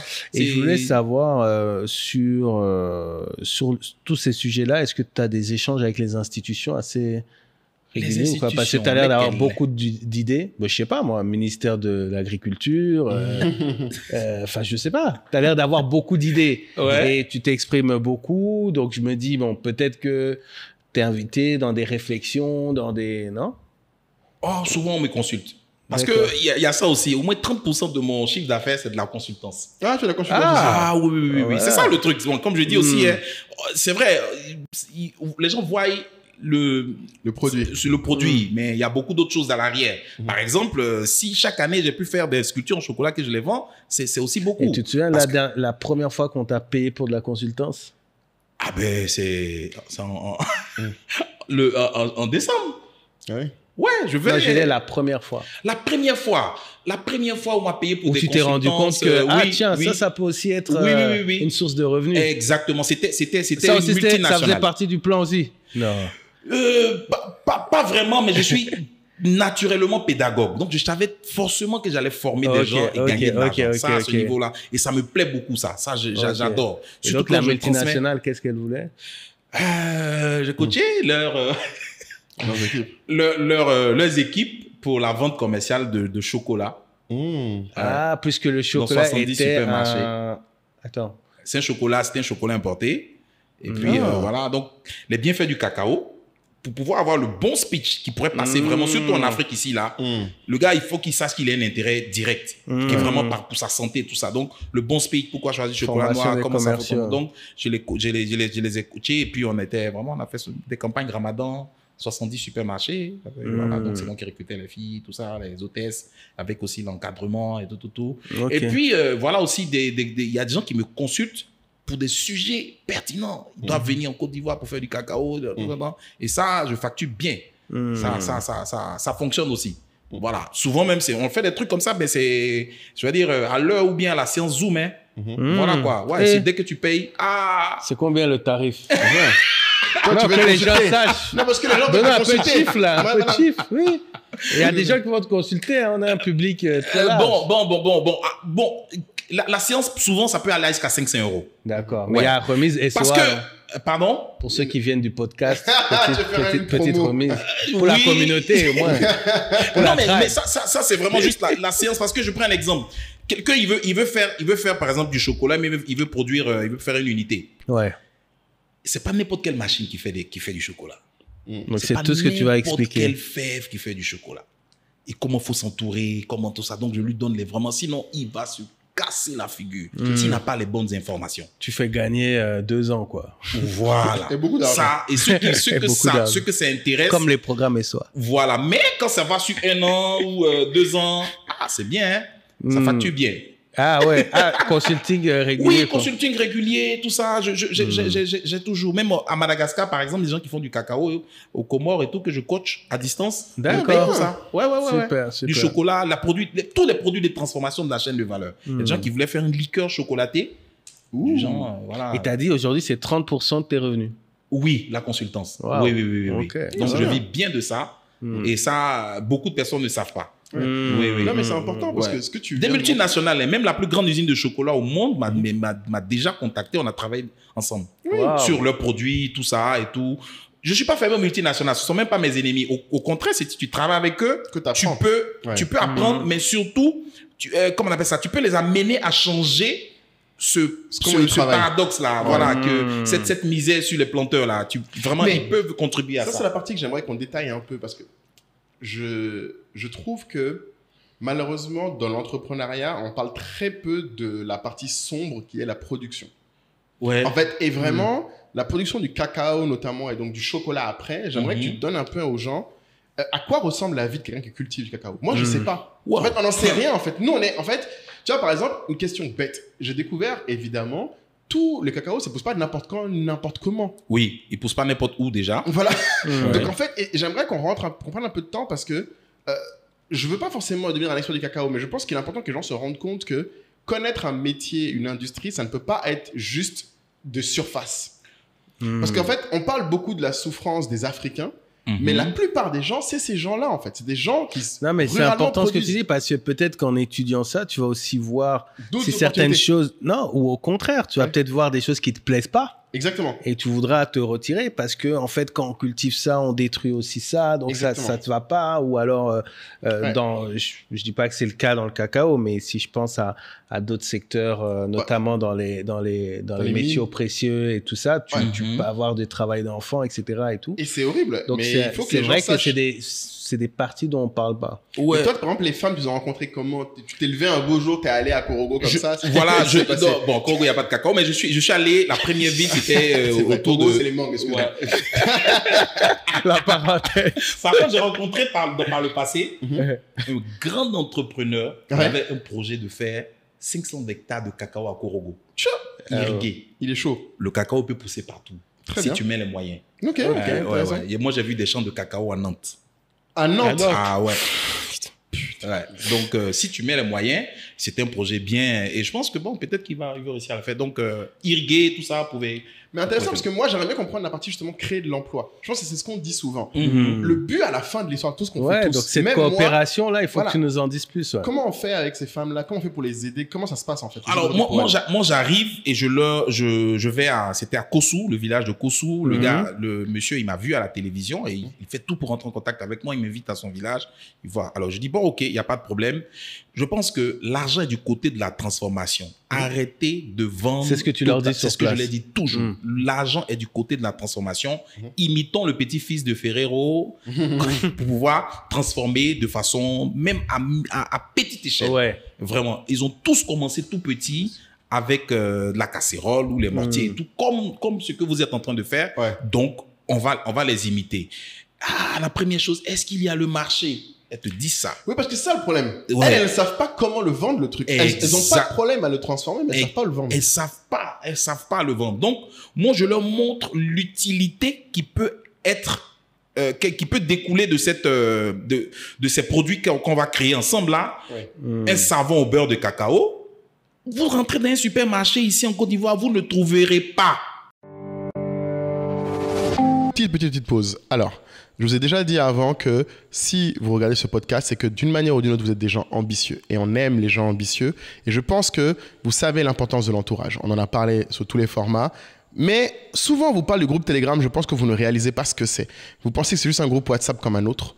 Pourquoi payer pour rejoindre un groupe WhatsApp avec des gens que vous ne connaissez pas? Déjà, un truc qui est important pour moi à saisir, c'est que bien sûr, il y a accès à Kayi et à moi. Et ce n'est pas un groupe WhatsApp où genre on vient une fois toutes les semaines. Tous les jours, quasiment, on y est, on discute, on échange avec les gens, et pas que sur le podcast. Et je pense que c'est important qu'on vous montre le groupe. Donc, vous allez voir, dans ce groupe, il y a plusieurs channels. Donc, le plus évident, évidemment, c'est le channel Le Podcast, où il y a les feedbacks, les extraits, les avis des gens et les discussions autour du podcast. Ça, c'est évident. Mais le channel dont on ne parle pas assez, je trouve, c'est le quartier, qui est le channel le plus actif et le plus dynamique, où, en fait, on parle de l'actualité en temps réel. Et tout le monde apporte sa vision. Et vous allez être surpris, vous allez avoir des médecins qui vont ferrailler avec des étudiants. Vous allez avoir des experts des cultures mèmes qui vous mettront des mèmes de haut niveau avec des personnes qui en fait ne savent même pas qu'est-ce que veut dire un mot en ouchi, comme moi. Donc il y a un peu de tout. On apprend de façon large sur l'Afrique avec un grand A et surtout sur une Afrique avec un grand A ambitieuse. Et quand vous sortez du quartier, là je vous ai sorti le quartier, vous verrez, il y a le book club, il y a pas mal d'autres choses, les side missions, il y a pas mal d'autres choses que vous pouvez faire, notamment le travail de créer une vraie communauté d'excellence. Et c'est ça qu'on voudrait réussir à accomplir. Et quand on pense à tout ça, franchement les gens, 150 €, c'est pas grand-chose. Vous-même, vous savez. Si on vous dit que pour 100 000, vous pouvez être dans un groupe de gens qui parlent autant d'investissement à la BRVM que du dernier Congosa autour de MLOS, est-ce que c'est pas intéressant? Vous-même, faut voir. Ça vaut le coup. Et surtout, ce que je pense qui est important, c'est que vous ne vous préoccupez pas trop de quel est l'intérêt immédiatement. La question, c'est est-ce que pour 100 000, si vous pouviez avoir l'occasion de parler plus souvent à Kali et à moi, de ce que vous pensez de l'actualité, de ce que vous voulez, est-ce que ça vaut pas le coup? Je pense que oui. Donc, vous cliquez dans le lien, vous mettez la CB et rendez-vous dans le groupe Telegram. Mais ça, c'est normal, ça. Ouais. Mais qui va faire un savon au beurre de cacao pour vous? Un pays qui a 2 millions de tonnes de fèves. Donc, moi, je dis, le savon, moi, un savon, en 3 heures de temps, je t'apprends à faire du savon. Au fait, en terminale D, en Côte d'Ivoire, même seconde, ça s'appelle la saponification. Donc, tous les bacheliers de Côte d'Ivoire savent faire du savon, mais de façon théorique. Ah bon? Mais ils vont acheter du savon à la boutique. C'est ça le truc, c'est dommage. Donc, dans mes formations, je leur montre comment faire du savon au beurre de cacao ou un savon au chocolat. Il a tellement de nutriments, mais quand tu te laves avec, mais tu sens le truc sur ta peau. Donc, elles font ces savons-là, elles font le beurre de cacao, et puis je leur montre maintenant les petites stratégies de commercialisation et de vente. Donc, en fait, il faut aller jusque-là, en fait. Parce qu'au début, elles, aujourd'hui, leur vie, c'est comment? C'est-à-dire qu'aujourd'hui, elles ont toujours cultivé du cacao, des fèves, donc elles ont vu autour des gens. Voilà, mais elles n'ont jamais mangé, elles ne savent pas ce qu'on peut en faire. Elles savent rien. Il y a quelqu'un qui vient l'acheteur qui décide du prix. Et c'est très souvent, comme dans beaucoup de matières premières du monde. Donc, je l'ai dit, voilà, le beurre de cacao, dans le cacao, là, il y a huile dedans, de façon terre à terre. Il y a huile dedans, comme huile que vous prenez pour griller à l'eau, là. Il y a une huile dedans. Mais cette huile-là, c'est tellement bon. Si tu manges, c'est bon pour ta santé, c'est riche en vitamine E. Ça peut faire pousser. Tu peux mettre dans tes cheveux. Tu peux faire ta pommade avec ça. Et si tu mets ça t'adoucit la peau. Mais là, quand tu leur expliques ça, ils doivent avoir les yeux grands ouverts. Elles ont les yeux grands ouverts comme ça. Et je leur prouve 3 heures après, quand le beurre la sort, très souvent, elles applaudissent. Tu vois. Elles savent pas. Mais du moment où elles savent maintenant, il faut maintenant orienter pour pouvoir. Donc, créer une page Facebook. Elles ont des pages Facebook. Elles mettent beurre de cacao. J'ai dit, quand vous faites là, quand vous êtes en train de prendre l'huile là, quand ça sort là, vous filmez un peu. Mais vous ne faites pas long, 30 secondes comme ça. Elles ont toutes des smartphones. Hein. L'Afrique est le pays, le continent le plus connecté au monde. Donc, elles ont tous des smartphones. Elles filment, elles mettent sur Facebook. Et puis, elles disent, ah, c'est du beurre de cacao pur. C'est pas mélangé, vous pouvez faire telle chose avec. Et puis, immédiatement, elles ont des clients. Donc, elles vendent par Facebook. Et moi aussi, elles vendent par Facebook. Et moi aussi, quand je sors pour mes salons à l'étranger, je prends leur beurre de cacao aussi pour aller les achète avec elles pour aller revendre. Vous voyez un peu. Donc, ça leur crée une opportunité. Maintenant, à partir de ça, comme je dis, je leur ai montré comment faire des beaux flottos au chocolat. Donc, devant l'école, à Toumoudi, devant le lycée Camille Ali, à 16h, elles mettent beaux flottos là, avec du chocolat. Mais quand ils font ça là, les autres qui vendaient beaux flottos au sucre là, les gens vont plus là-bas. Donc, je leur montre que les fèves que vous avez là, c'est de l'or. Donc, c'est comme ça que je les convainc et puis ça fonctionne bien. Et puis, mais voilà. concrètement, ça représente quoi en termes de gains? Parce que j'essaie de comprendre. Aujourd'hui, donne-moi un exemple. Une dame qui cultive du cacao normal, elle gagne à peu près combien par mois? Comment ça se passe? Comme je disais, la coopérative la dernière fois, ils ont transformé 30 tonnes. En un mois? 30 tonnes à l'année. À l'année. En fèves de cacao grillé décortiqué qu'elles vendent à 4 000 francs le kilo. Ouais. Donc, elles vendent à 4 000 francs le kilo. 30 tonnes, ça fait 30 000. Donc, ça fait 1 milliard. Ça fait 1 milliard. Ouais. Non. Pardon, 120 millions. C'est fou. C'est-à-dire, vous avez... 30 tonnes fois... 30 tonnes fois... Oui, ça fait 120 millions. 120 millions. Elles vont le vendre à ce prix. Donc, vous avez... mais c'est un petit village. Donc, imaginez, vous voyez 100 millions qui est passé comme ça dans l'année, ça change leur vie. Parce qu'il y a d'autres qui scolarisent les enfants avec ça. Ce que Moulay veut comprendre, c'est que juste pour avoir le delta, c'était combien avant? Avant, elle pouvait se faire quoi sur l'année? Les 30 tonnes là font aussi, ça fait 30 millions. Non, mais avant. Avant, elle le vendait directement aux personnes. Oui, c'est les mêmes 30 tonnes, sauf que c'est pas transformé. Attends, t'es en train de me dire qu'en gros, elle le vendait, les 30 tonnes, elle les vendait à 1000 francs. 4 fois moins. Et maintenant, elle les vend à 4000. Exactement. Les mêmes 30 tonnes. Les mêmes 30 tonnes, décortiquées, grillées. Parce qu'avant, elle décortiquait pas, elle grillait pas. Elle grillait pas, l'acheteur venait, soit libanais ou le pisteur, quoi, ils venaient, ils achetaient directement à la coopérative. Donc là, maintenant, il y a juste l'effort de décortiquer et tout. Et puis, elle les conditionne et elle vend. Et c'est bourré de magnésium. Il y a des pharmacies en Côte d'Ivoire ici qui vendent ces fèves-là dans les pharmacies. Dans le temps de pharmacie du docteur Dano, à l'ENA, là, en face de la pharmacie de l'ENA, là, elle achetait les fèves là pour les commercialiser. Donc, elles vont prendre peut-être, elles vont acheter à 4 000, mais il y a d'autres pharmacies qui vont les vendre à 10 000 francs, 15 000 francs le kilo. Putain. Ben oui, parce que c'est un élément rempli de magnésium et de fer. Mais du coup, et quand on manque de fer, on dit vous êtes anémié. Oui. Attends, c'est l'un des aliments les plus riches en fer. Il y a un médicament qu'on appelle MAC2. Oui, MAC2, ouais. MAC2, là. Derrière, ingrédients, vous regardez, c'est marqué fèves de cacao. Dans le MAC2. Ah ben oui. Autant le manger comme ça. C'est des minéraux. Plutôt que d'aller se prendre un médicament qui coûte super cher. Mais absolument. Le chaud cacao a plus de 500 éléments nutritifs. C'est fou. Est-ce qu'il y a une façon assez rapide, peut-être, un site ou une documentation à avoir pour savoir exactement toutes les transformations possibles d'une matière première? Du cacao? Bon, là, on parle du cacao, mais parce que les là, matières premières, bon, franchement, aujourd'hui, Google et IA, hein, vraiment, c'est trop simple. Vous allez voir. Mais ils vont vous donner des thèmes techniques. Si vous n'avez pas un expert autour de vous, vous n'allez pas pouvoir appliquer. Ça, ce que je veux dire, ça Il permet y a des gens d'avoir aujourd'hui qui disent, je vais faire le chocolat. Dès qu'il finit de faire, même il goûte là, il crache. C'est pas bon. On ne prend pas toutes les fèves pour faire chocolat. Voilà. Toutes les fèves de cacao ne font pas du chocolat. Ouais, donc, il y a aussi dans la sélection de la fève. Il y a la sélection de la fève. Il y a beaucoup d'autres éléments. Le sucre que tu vas mettre dedans, mais pas n'importe quel sucre dans le chocolat. Tout ça, ils ne savent pas. Donc, mais une IA peut te donner ça. Comment on appelle ça? Vraiment, comme j'ai dit, il y a même oui, tu vas trouver, la liqueur de chocolat. Il y a le cacao, en fait, c'est un agrume. Voilà, c'est-à-dire qu'il a un jus là, qu'on appelle le jus de cacao, mais mon Dieu, si vous goûtez, il est hyper désaltérant. Avec les chaleurs de 40 degrés en ce moment-là, si vous avez bu ça, et je connais une dame et que je coach qui prend ce jus-là à la plantation à Azaguié, et elle fait un jus fabuleux, ça s'appelle Avila. Elle fait le jus de cacao. Et Moulay te demandait comment est-ce que on peut aider, mais quand tu disais comment est-ce qu'on peut aider, tu veux dire en tant que simple sympathisant ou tu parlais de quelqu'un qui veut entreprendre dedans. Ah ok. Je pense que beaucoup de gens. Oui, il doit se faire conseiller. Voilà, un schéma de consultance pour dire quel segment où je peux vraiment me mettre là-dedans parce que dans le cacao il y a à boire et à manger pour tout le monde. Ouais. Et c'est incroyable. Il y a beaucoup à faire. Il y a la fève de cacao, elle a une pelure. La peau des fèves là, on en fait une infusion cacao. Et quand j'ai montré ça au Bushman, quand vous rentrez au Bushman, c'est le thé de bienvenue. On donne ça au thé de bienvenue. Oui, et ils vont le paquer à 5 000 francs. Oui. La peau des fèves de cacao là, 5 000 francs le paquet de 200 grammes. Donc, lui, là, Alain Porquet, c'est un smart. Ça fait 20 000 francs le kilo de peau de cacao. La peau des fèves de cacao. C'est pas le... Donc, on rigole pas avec ça.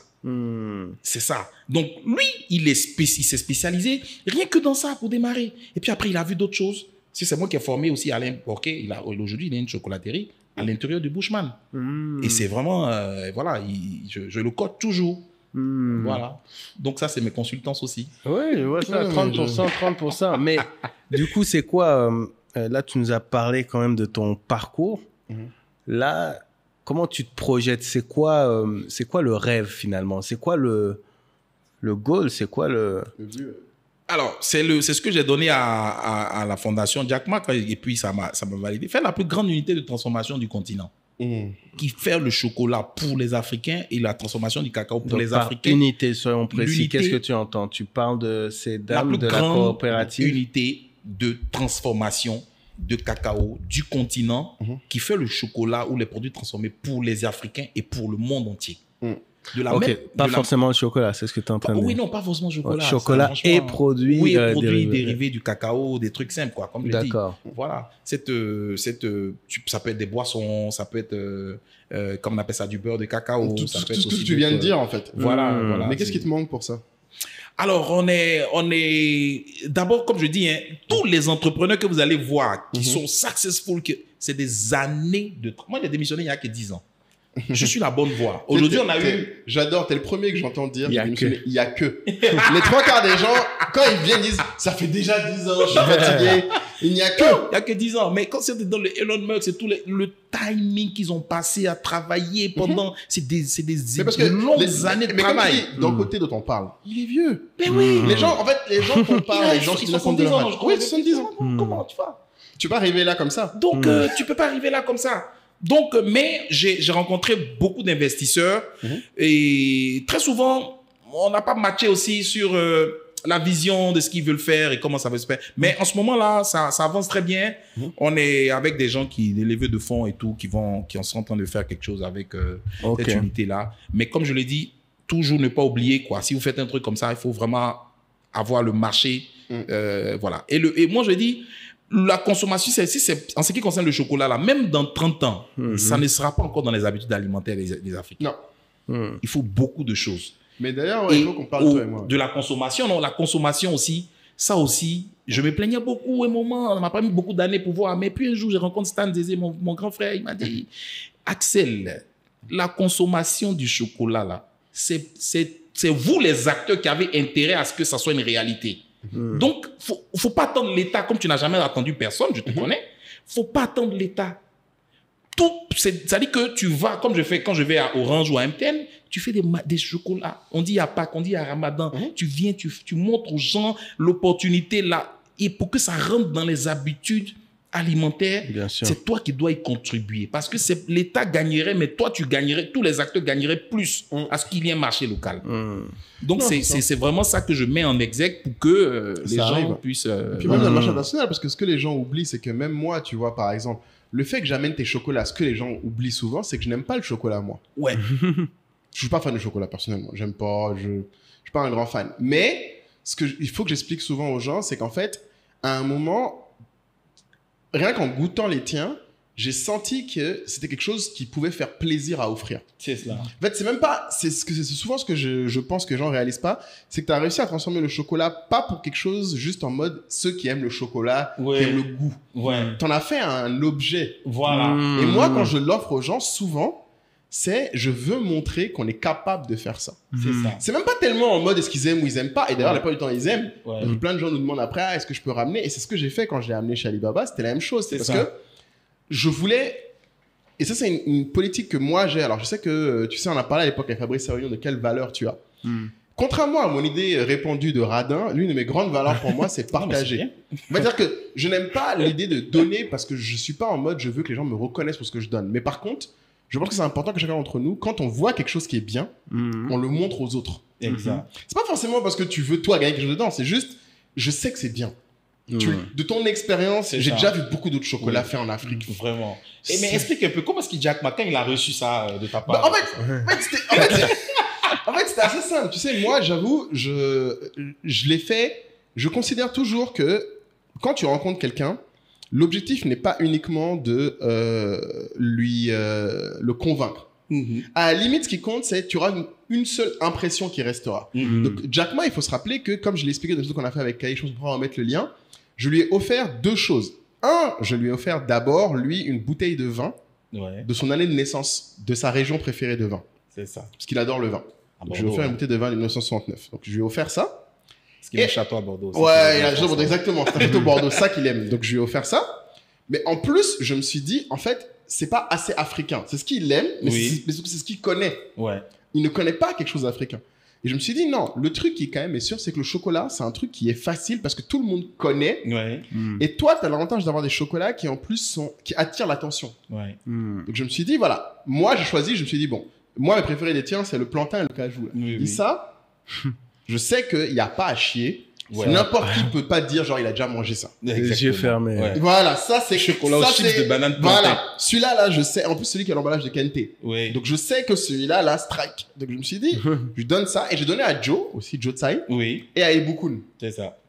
Et comme, en vrai, on était en train de les interroger, parce que c'était une discussion qu'on avait pendant 10 minutes, ils ont mangé pendant qu'on parlait. Je t'ai dit.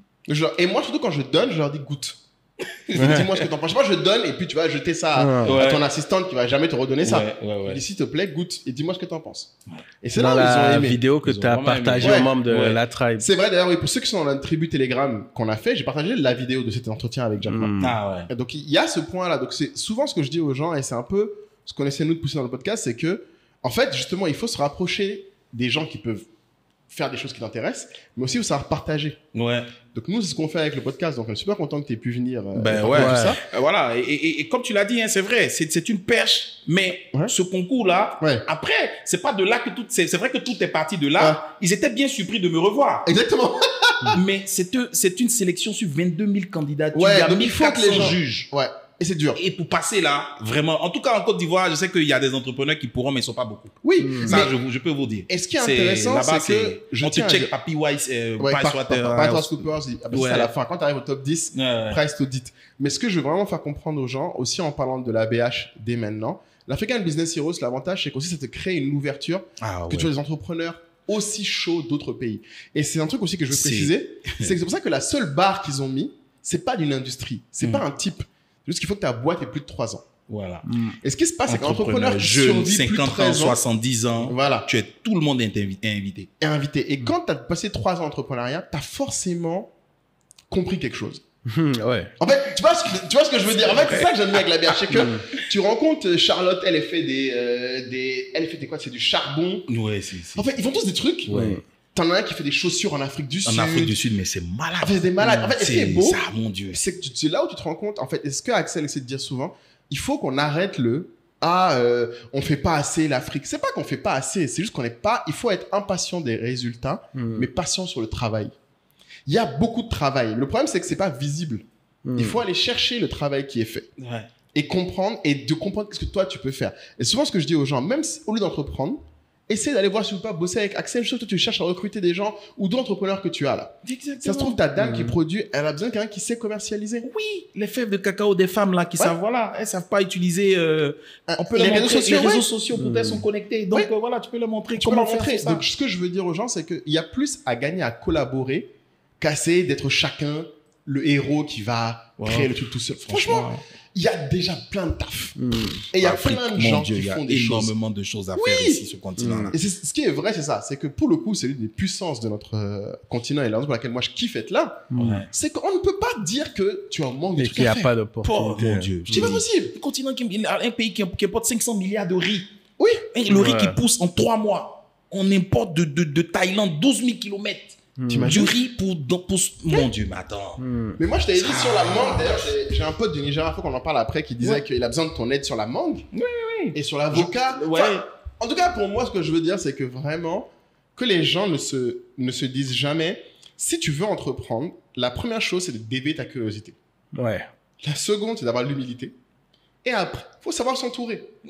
Faut savoir juste écouter les bonnes personnes et il faut pas juste aller vers ceux qui font du bruit. Parce que moi, je trouve, par exemple, même Axel, je trouve que peu de gens le connaissent comparé à ce que tu fais. Ouais, c'est vrai. Parce qu'en fait, il y a plein de fois où on me dit, ah oui, cacao, je sais, mais pourquoi vous n'allez pas voir Axel? Il dit, c'est qui Axel? Vous êtes sérieux là? Je vois, non. Et il y a plein de fois où moi, je t'envoie plein de gens et chaque fois, je dis, ouais, allez voir Axel, parce qu'en vrai, là, par exemple, on va lancer d'ici quelques temps avec donc une société sénégalaise là qui on va lancer le Techie Challenge, qui est donc une entrepreneur qui s'appelle Biram. Elle a déjà vendu sa boîte à Walmart. Donc elle connaît parfaitement ces braves gens de Walmart, Whole Foods, etc. Avec qui je t'ai mis en relation. En plus, tu as vu encore. Voilà. Donc mais elle, tu vois, là, elle veut lancer une recherche large dans toute l'Afrique parce qu'elle est en train d'obtenir avec Afrique Samoa qui vont créer dans l'un des plus gros événements de food aux US un pavillon Afrique. Mais il faut qu'ils aient plein de produits et ils ont besoin d'avoir des gens qui sont capables de produire des produits. Donc, comme tu dis, après, il y a beaucoup de problèmes de réglementation. Bon, heureusement, moi, j'ai mon FDA. Ton FDA, exactement. FDA qui est c'est Federal Drug and Administration. Pour pouvoir rentrer aux États-Unis, il faut avoir un agrément. C'est un précieux sésame très difficile à avoir. Mais par la grâce de Dieu, nous, on l'a eu grâce à l'USAID. Exactement. Donc, tu as les FDA à avoir. Il faut que tu mettes les calories, les compositions. C'est pour ça que j'aime bien USAID. Ils sont différents de plein d'autres, là, les autres qu'on connaît. Mais c'est avec eux que je bosse sur le projet qu'on fait. aux US. Les Américains sont concrets. Ils sont concrets. Ouais, Donc, surtout, franchement, ce que je dans recommande certains aux gens, c'est vraiment pour dire il y a plein de choses à faire. Et il y a plein de gens qui font des choses. Et je comprends ton point de dire dès le début, quand on a commencé en disant ce que d'un côté dit. En fait, il y a ce que les gens disent à la presse. Ouais. Qui est légitime. C'est-à-dire, c'est ce qui attrape l'attention.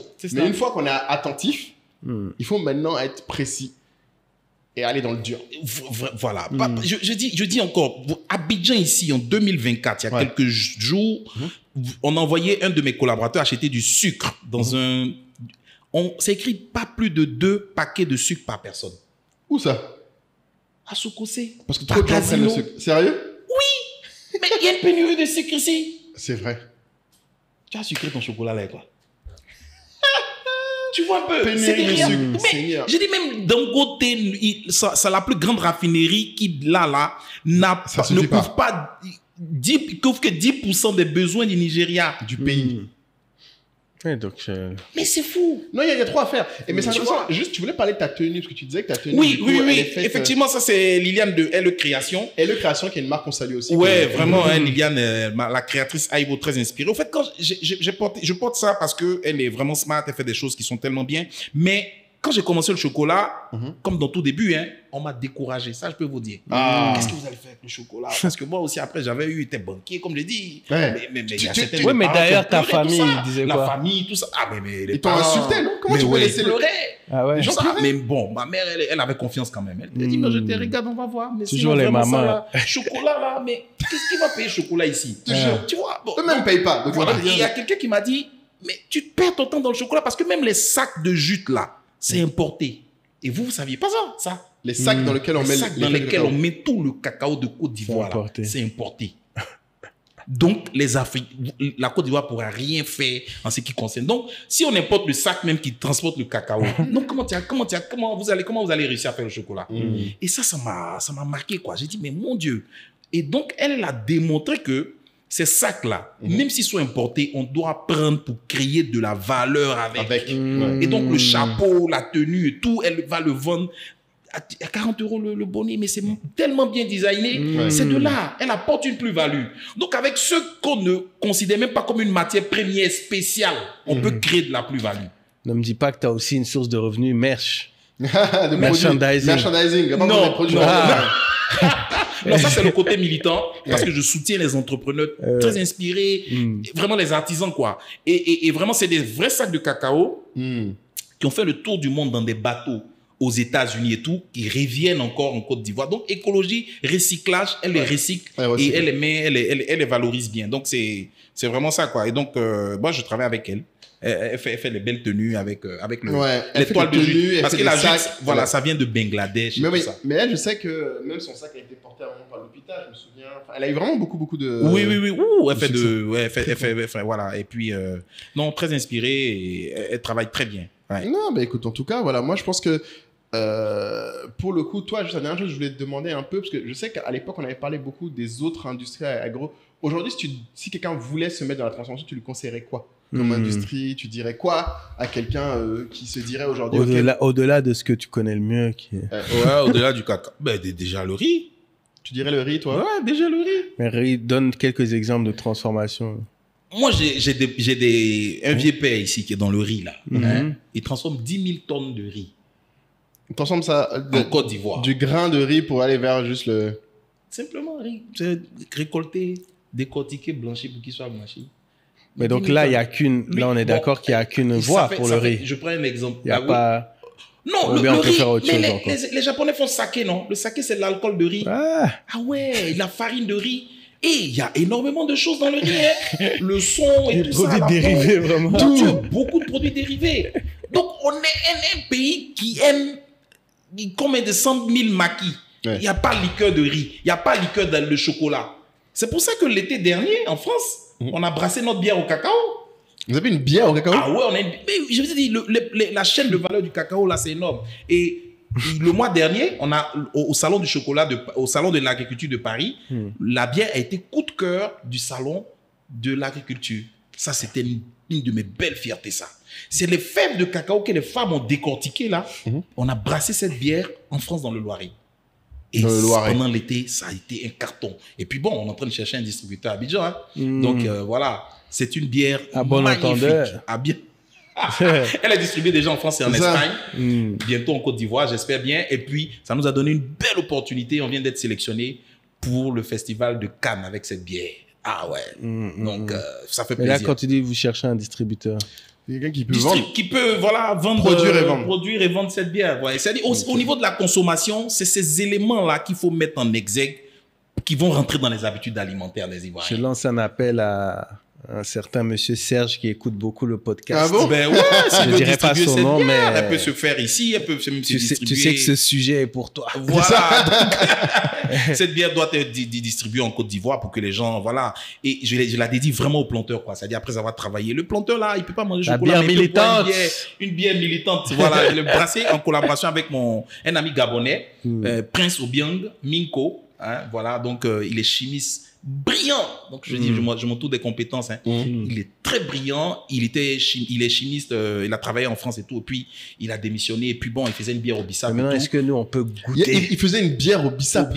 Oui, une bière au bissap bio. Bon, où est-ce qu'on peut goûter toutes ces affaires? Ouais, la bière là, je crois juste après le Ramadan, il sera à Abidjan. On va quand même, c'est juste des samples, des échantillonnages et tout. Faut nous booker qu'on voit ça. La bière, elle est bourrée de protéines, hein, c'est franchement. Mais c'est ces éléments-là sur lesquels on peut définir, travailler, parce que ça peut rentrer dans les habitudes alimentaires. Ce qui marche ici, peut-être, c'est la poudre de cacao.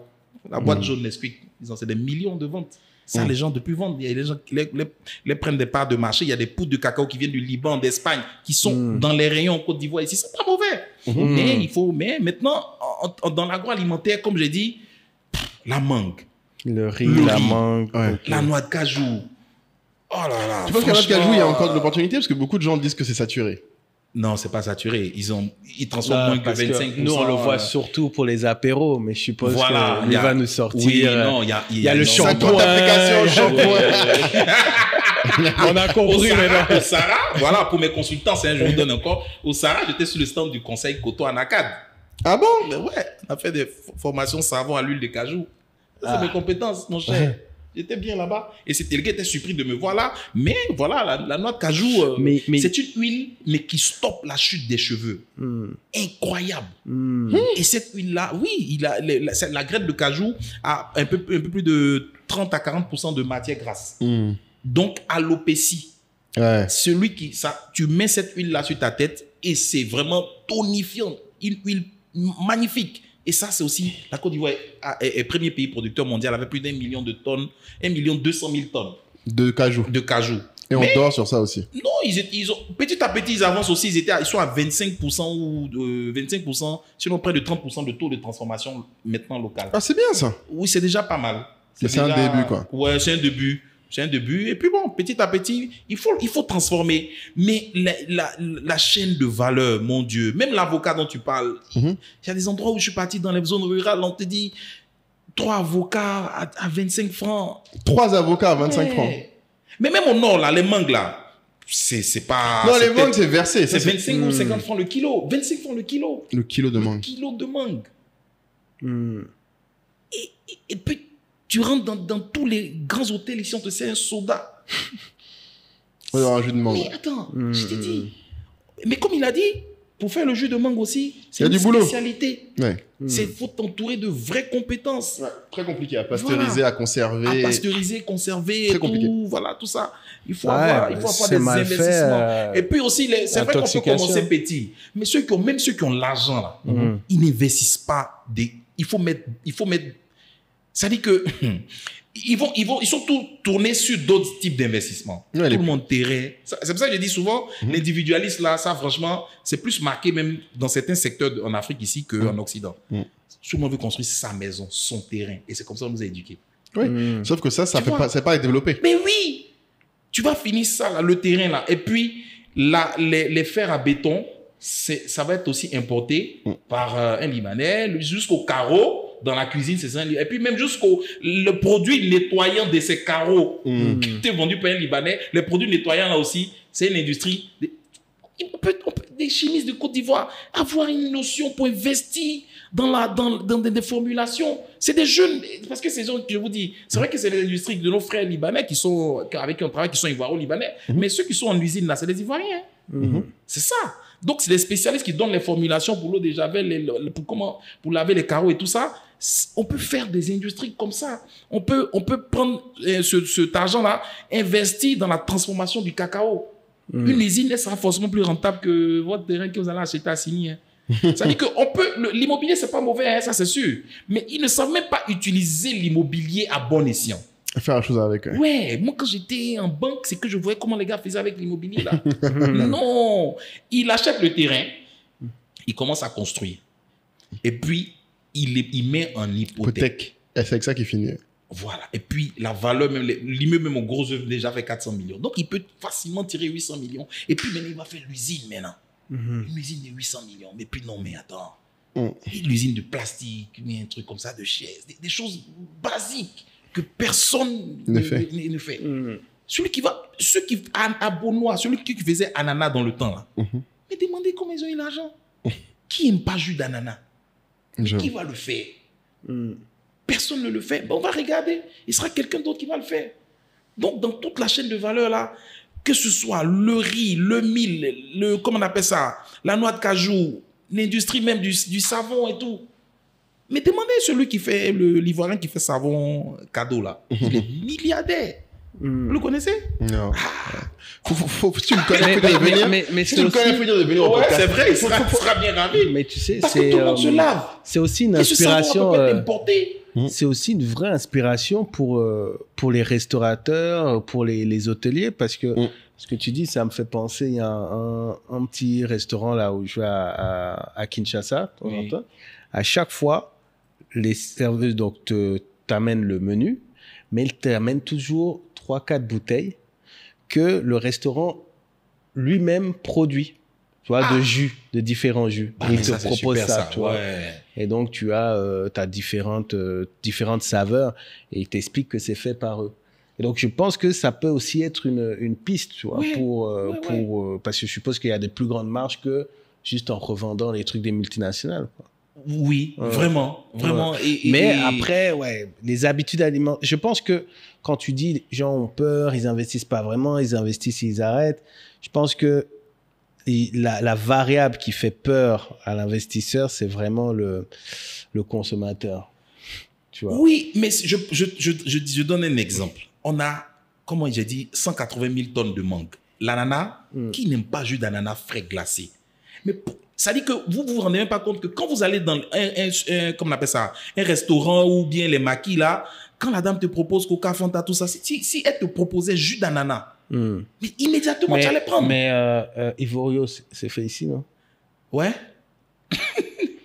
Ils en font d'autres, non? Non, mais c'est pas assez. Ah oui, non, d'accord. Oui, non, je suis d'accord. Au moins, on en a déjà. C'est ça que je veux dire. Oui, voilà, c'est ça. Non, mais ce que je veux dire, c'est que c'est pour donner, c'est la logique dont on parle là. Oui. Ça. Mais un jus d'ananas frais pressé, ça c'est encore une autre chaîne de valeur. C'est pas fait ici. Il y en a pas. Dans le temps, il y avait une bouteille qu'on appelait à noisette, jus de frais d'ananas, jus d'ananas de Beaunois. Mais tu goûtes, mais mon Dieu, c'est incroyable.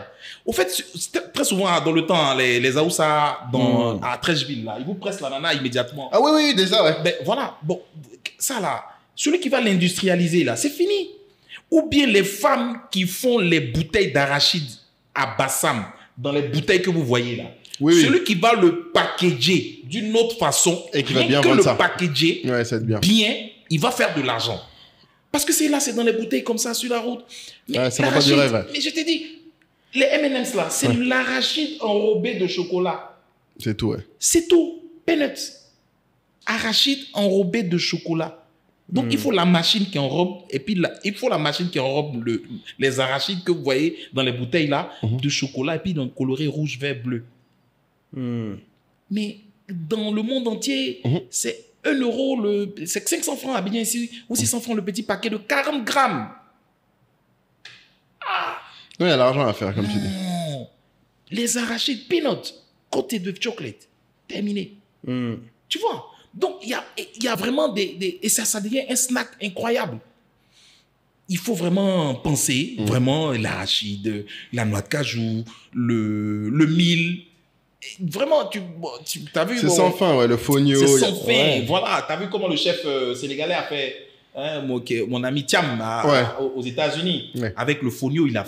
C'est-à-dire, pour manger là-bas dans son restaurant, il faut réserver 2-3 mois à l'avance. Il fait fonio seulement. Il dit c'est la nourriture des kings, des princes. Une plante végane et sans gluten et tout ça. Il a vendu le truc, mais incroyable. Donc, avec le bon storytelling. Donc, vraiment... Là, tu as vraiment été l'ambassadeur, je pense, plus que le cacao. Vraiment, l'agribusiness. L'agribusiness. Enfin, je pense qu'il faudra qu'on fasse...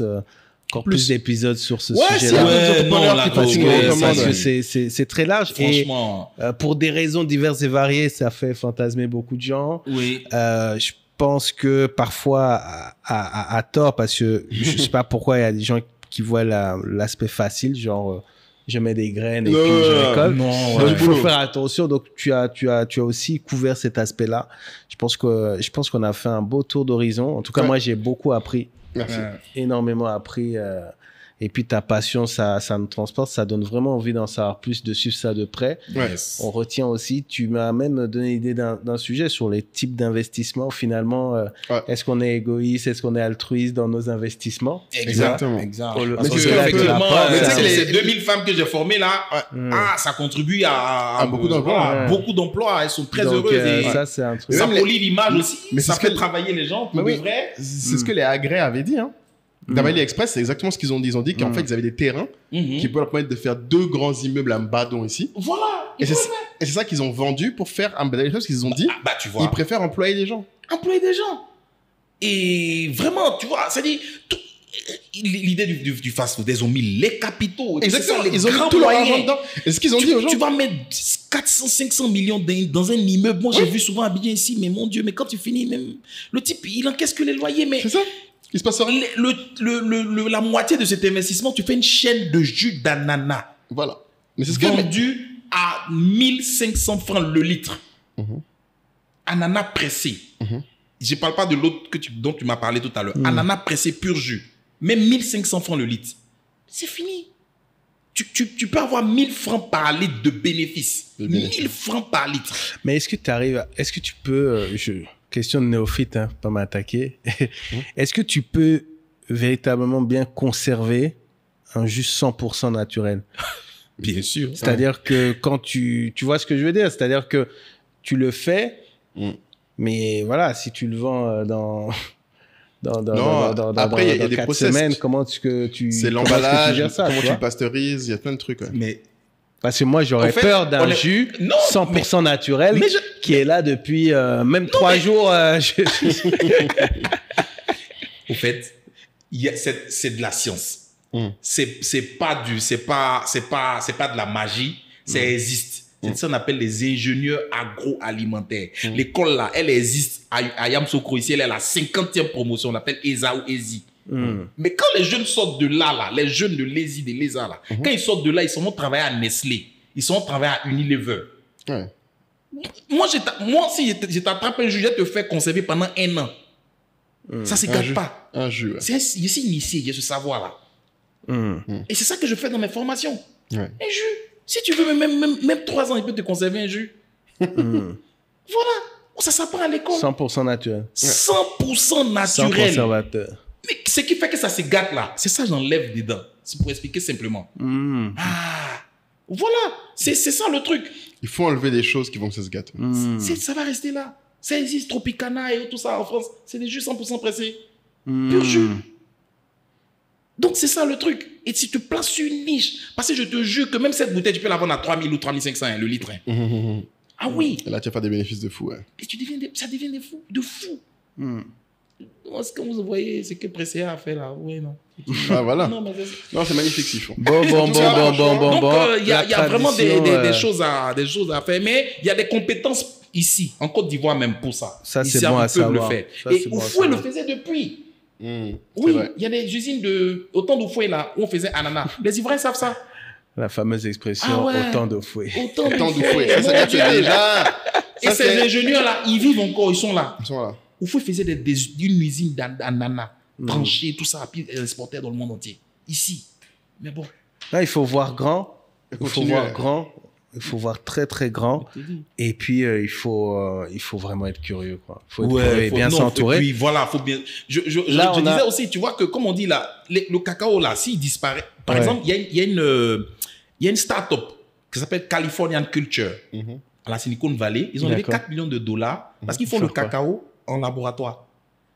C'est-à-dire que le chocolat, là, ils n'ont pas besoin des plantations. Ils sont dans le futur. Ils vont avec les fèves de cacao. C'est comme dans le diamant, maintenant. Les gens font ça en laboratoire. Il fait avec. Donc, au fait, lui, il est en train de zigouiller tous les Ferrero. Et puis, il a son storytelling aussi. C'est des géants, c'est des méchants. Il y a le travail des enfants. Le cacao vient de loin, c'est pas écologique. Nous, on passe par ça. Et aujourd'hui, si le cacao a 10 000 $ la tonne, ils ont vu ça venir. Les tablettes, là, peut-être va coûter 20 €, la tablette. Mais ils vont payer. Il y aura des gens pour ça. Il y a clients pour tout. Donc, un laboratoire. Ouais. California Culture. Soutenons nos femmes, là. C'est ça, exactement. L'université de Zurich. Aussi, de Polytechnique de Zurich, ils font du chocolat en laboratoire. Avec des fèves. C'est de la science. Du coup, tu dirais quoi comme... parce qu'il faut... Mot de la fin. On a 2 traditions à la fin du podcast. Ok. La première tradition, c'est on te demande aujourd'hui, dans ton téléphone, quelle est la personne la plus connue dont tu as le numéro? La plus connue. Ouais. Ou la plus, je sais pas, connue, ou la plus célèbre, ou la plus... Ou toi, en tout cas, qui te rend le plus fier, je sais pas, moi. Qu'est-ce qui t'ambiance, tu vois? Aïe. Ouh, mon Dieu. Tu as vu, ça, c'est des vraies questions. Hein. Ça, c'est des vraies questions. Hein. C'est ça.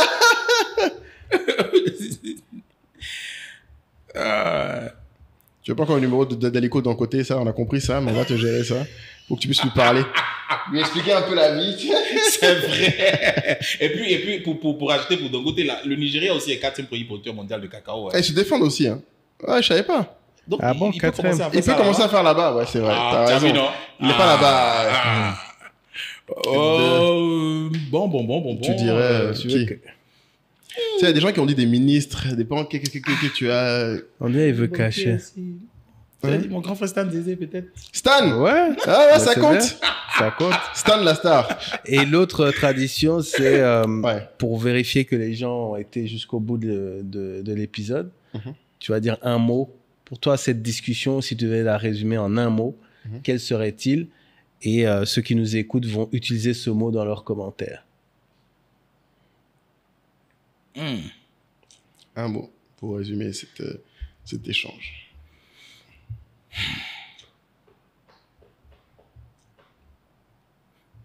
Ouais, process. Process. En anglais, ça veut dire transformer, quoi. Ouais, voilà. process.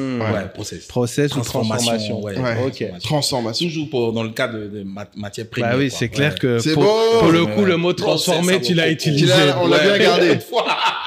Et il peut faire un beau long commentaire comme on les aime avec ça. Donc, c'est une plus-value intense. Et puis bon, voilà. On invite bientôt aux gens de venir goûter notre chip au cacao, le fameux. Ah là, mais on le saurait tarder. On le goûte où? Ah, mon cher, en ce moment, pour parler avec. Cool. Bien. Eux, c'est s'amuser. Ils vont prendre ça bientôt. Ok. On va avoir une dégustation probablement. Avec plaisir. Ici. Voilà, ils vont. Je crois, on va suivre ça de près. Alors. Ok. Super. Voilà. En tout cas, merci beaucoup pour ta générosité. Merci. Ta passion. Je suis sûr qu'on va avoir des commentaires passionnés. Il faudra venir répondre. Bien. Il y aura peut-être des contradicteurs aussi. Oui, bien sûr. Son histoire de Chidamana, il dit n'importe quoi. Je te dis, ça, il y en a toujours. Donc voilà, on va voir ça. Je tiens à vous remercier beaucoup. C'est le fait d'un hasard, mais aujourd'hui, voilà, c'est 2 personnes qui m'ont boosté, qui m'ont aidé, voilà. Et puis finalement, on a eu Visa aussi pendant la CAN. Ah oui, c'est vrai, on a fait un truc ensemble. Oui, c'est vrai. Voilà, les enfants qui attrapaient les mains des footballeurs, c'était des enfants de planteurs de cacao. Waouh. Ouais. Et donc ça, parce que le conseil du café cacao était sponsor. Super. Et puis Visa aussi. Ouais. Donc avec qui on travaille de mon ami Steven Saint-Éloi, voilà, on a fait un atelier chocolat avec les enfants de planteurs de cacao qui ont attrapé les mains des joueurs à la Steven CAN. qui est Donc, en plus Steven prochain invité. mon frère, ben voilà, tu vois, non. Tu as fait la passe comme ça. On va pas manquer ça. Et puis voilà, c'était bien. Donc voilà, c'est des deux personnes qui m'ont beaucoup aidé et comme beaucoup d'autres. Hein, merci à toi, ce que tu fais pour ton pays, pour le continent. Ouais. Et puis tu nous inspires beaucoup. Donc, merci beaucoup. Merci Continue, à toi. Alain. Ouais. Donc les gars, vous connaissez, abonnez-vous. Quand même, vous avez vu la valeur. Vous avez vu la qualité des gens qu'on vous ramène quand même. C'est gratuit. L'abonnement, c'est gratuit. Partage. Vous êtes vraiment de plus en plus nombreux à suivre, mais on arrive à voir que vous êtes également de plus nombreux à suivre sans vous abonner. C'est gratuit quand même. Vraiment. Ça coûte quoi? Ben abonnez-vous, hein. Franchement. Franchement, il y a du bon contenu ici, là. Voilà, c'est ça. Allez, beaucoup. ciao. Ciao. Merci.